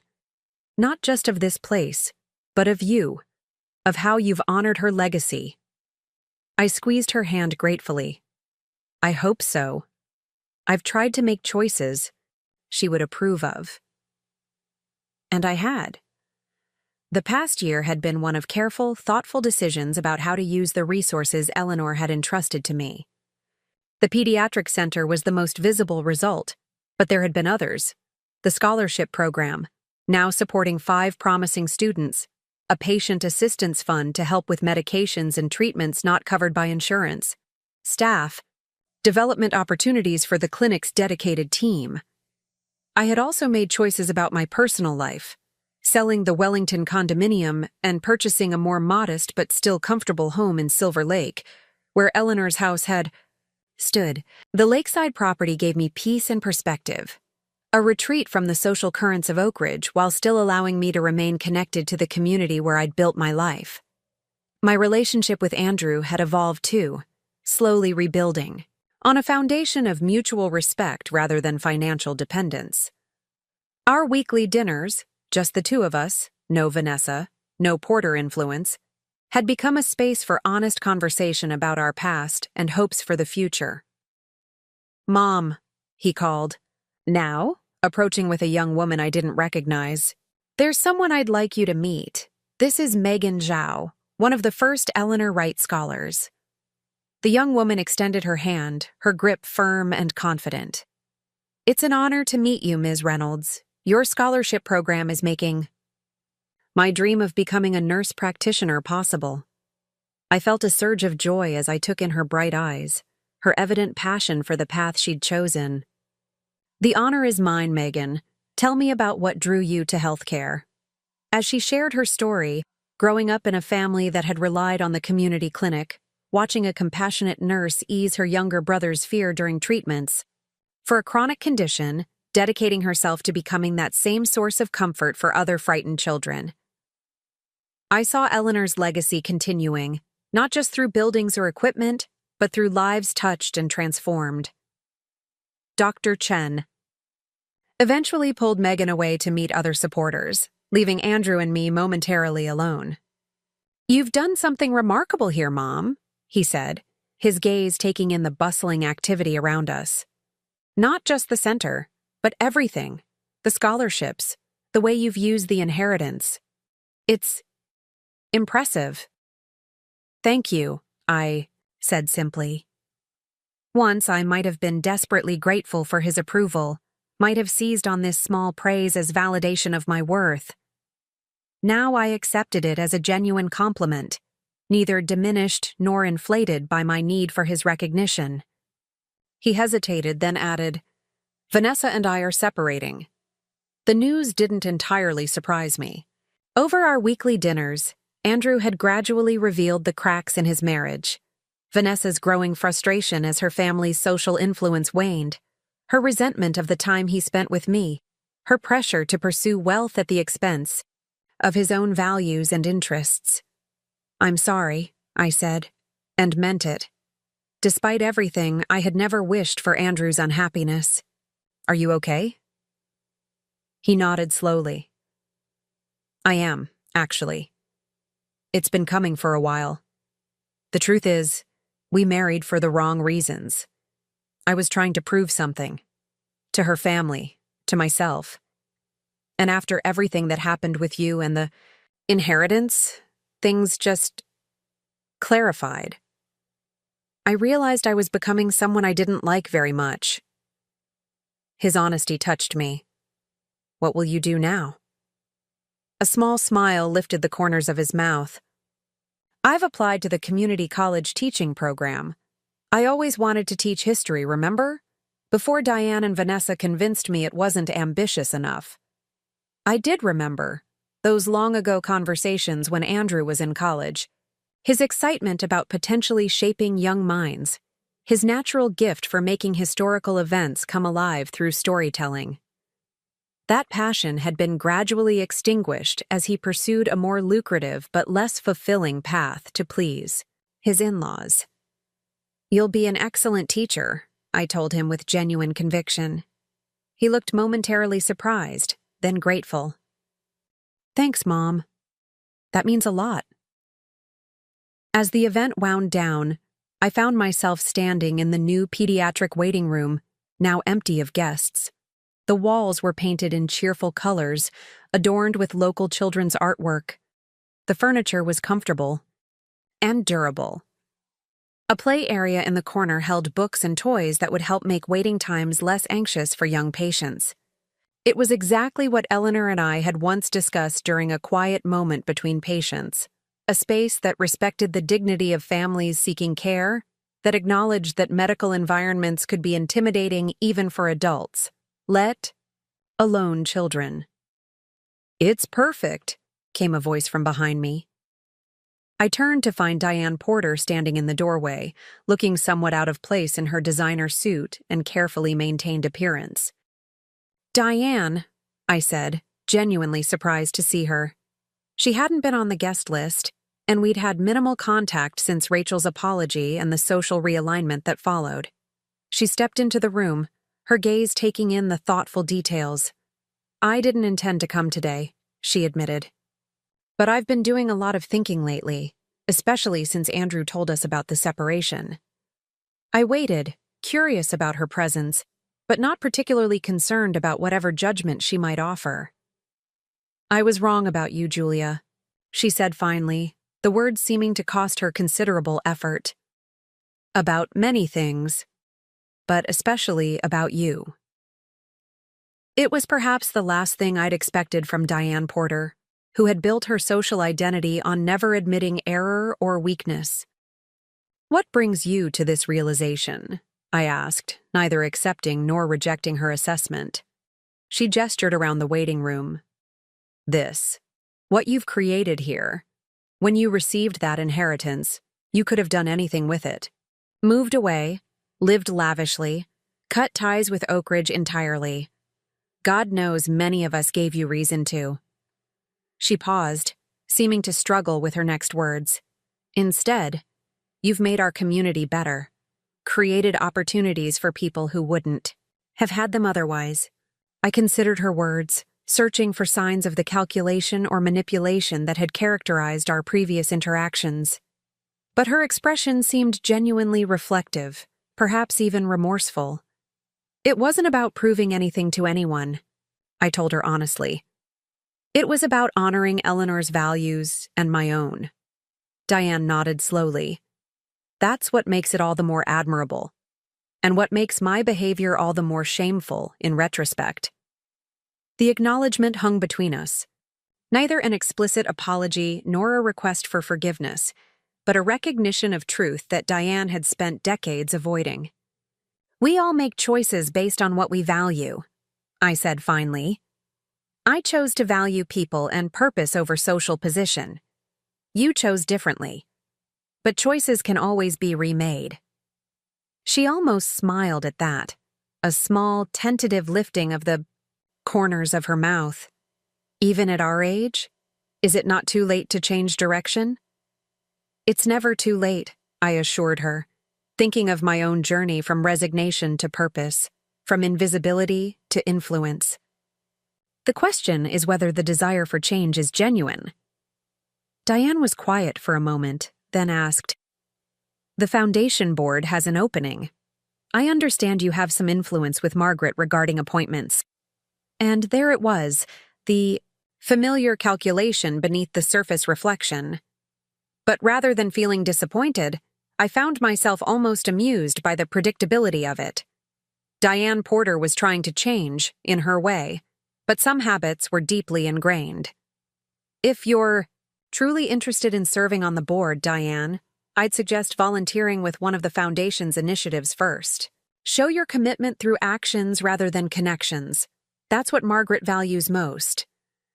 Something shifted in her expression. Surprise, certainly, but also a reluctant respect. That's actually very good advice. Thank you. As she left, I felt neither triumph nor resentment. Diane Porter was who she was, a product of her choices and values, just as I was of mine. Whether she was capable of genuine change remained to be seen, but it wasn't my responsibility to either facilitate or hinder that process. My phone chimed with a text from Margaret. Dinner at my place tonight to celebrate the center's opening. Just a small gathering of the people who made it possible. 7 p.m. I smiled, thinking of the warm evenings I'd spent in Margaret's elegant home, discussing ideas and initiatives with people who shared our values. In Margaret, I had found not just a powerful ally, but a true friend, someone who saw me clearly and valued me for exactly who I was. As I gathered my belongings to leave, Dr. Chen stopped by for a final word. Today was everything we hoped for, Julia. You've transformed what was possible for this clinic. We did it together, I reminded him. The center is just a building. It's the people inside it, the staff, the volunteers, the patients, who give it meaning. He smiled, recognizing Eleanor's philosophy in my words. Will I see you next week for the volunteer coordination meeting? Absolutely, I confirmed. I've been working on a plan to expand our senior outreach program. I think we can partner with the community college to involve students in providing companionship and basic wellness checks. We said our goodbyes, and I stepped out into the late afternoon sunshine. My car, a practical hybrid that had replaced both my old Honda and the luxury Audi I'd briefly owned, waited in the parking lot. I had a few hours before Margaret's dinner, time enough to go home, change, and perhaps sit on my deck overlooking the lake, reflecting on the day's events. As I drove the familiar route to Silver Lake, I passed landmarks that had once seemed to belong to a world separate from mine, the gated communities, the country club, the high-end shopping district. Now they were simply features of the landscape, neither intimidating nor enticing, just parts of a community where I had finally found my place. My home came into view as I rounded the final curve, a modern lakeside cottage, modest by Hillcrest standards but perfect for my needs. Large windows faced the water, gardens surrounded the property, and a small dock extended into the lake where I sometimes sat in the evenings, watching the sunset paint the water gold. Inside, the space reflected my evolving taste. Comfortable, but not ostentatious. Quality pieces chosen for their beauty and durability, rather than their brand names or price tags. Photos lined the shelves, Eleanor and me at various clinic events over the years, Andrew at his college graduation, new friends made in this chapter of my life, the first class of Eleanor Wright scholars. I changed into more casual clothes and made myself a cup of tea, then settled on the deck with a book I'd been meaning to start. But instead of reading, I found myself gazing out at the tranquil lake, thinking about the journey that had brought me here. It wasn't the money that had changed everything, though that had certainly opened doors previously closed to me. It was the recognition of my own worth, independent of what I could do for others. It was the freedom to choose based on my values rather than necessity. It was the confidence to stand firm in who I was, regardless of others' judgments or expectations. I thought about the Julia Reynolds of 2 years ago, exhausted from decades of giving without receiving, defined by her relationship to others, invisible except when needed. That woman seemed both intimately familiar and distantly foreign. Now, like a character in a book I had once read and deeply empathized with, I didn't regret the sacrifices I had made for Andrew, the years of putting his needs before my own. Those choices had shaped me, had developed the strength and resilience that now allowed me to navigate this new chapter with grace. But I was profoundly grateful that Eleanor's gift had given me the opportunity to redefine the terms of my relationships, to establish boundaries, to discover who Julia Reynolds was when not consumed by the struggle to survive. The sun began its descent toward the horizon, casting long golden light across the lake. Soon, I would drive to Margaret's for dinner, where I would be welcomed as a valued friend and equal. Next week, I would volunteer at the clinic, continue planning the senior outreach program, have dinner with Andrew, and attend a foundation board meeting. My days were full of purpose, connection, and joy, not despite my age, but because of it, because 6 decades of living had given me wisdom, perspective, and clarity about what truly mattered. As twilight settled over Silver Lake, I gathered my things to leave for Margaret's dinner. On the table inside, next to my keys, sat a small framed photo I particularly treasured. Eleanor and me at the lake house that was now mine, taken during the last summer of her life. We were seated on the very deck where I'd just been sitting, both of us laughing at some forgotten joke, completely at ease in each other's company. I picked it up, studying Eleanor's face, the intelligence in her eyes, the warmth in her smile, the quiet confidence of a woman who had lived according to her values and made peace with her choices. "I hope I'm doing right by you," I said softly to her image. "I hope you'd be proud of how I'm using your gift." Though no audible response came, I felt a sense of certainty wash over me, a bone-deep knowing that Eleanor would indeed approve of the choices I'd made, of the woman I'd become. Not because of the buildings or programs that bore her name, but because I had finally claimed the life she had always believed I deserved. I set the photo down gently, picked up my keys, and headed out the door. The evening was perfect. Warm, but not hot. The air scented with flowers from my garden, the lake reflecting the first stars appearing in the darkening sky. As I drove toward town, toward friends who valued me and purpose that fulfilled me, I felt a profound sense of contentment. After 50 years of hard work, my family had called me a failure until they discovered my net worth. But the true worth had never been in my bank account. It had been in my character all along, waiting to be recognized not just by others, but by me. Up next, you've got 2 more standout stories right on your screen. If this one hit the mark, you won't want to pass these up. Just click and check them out.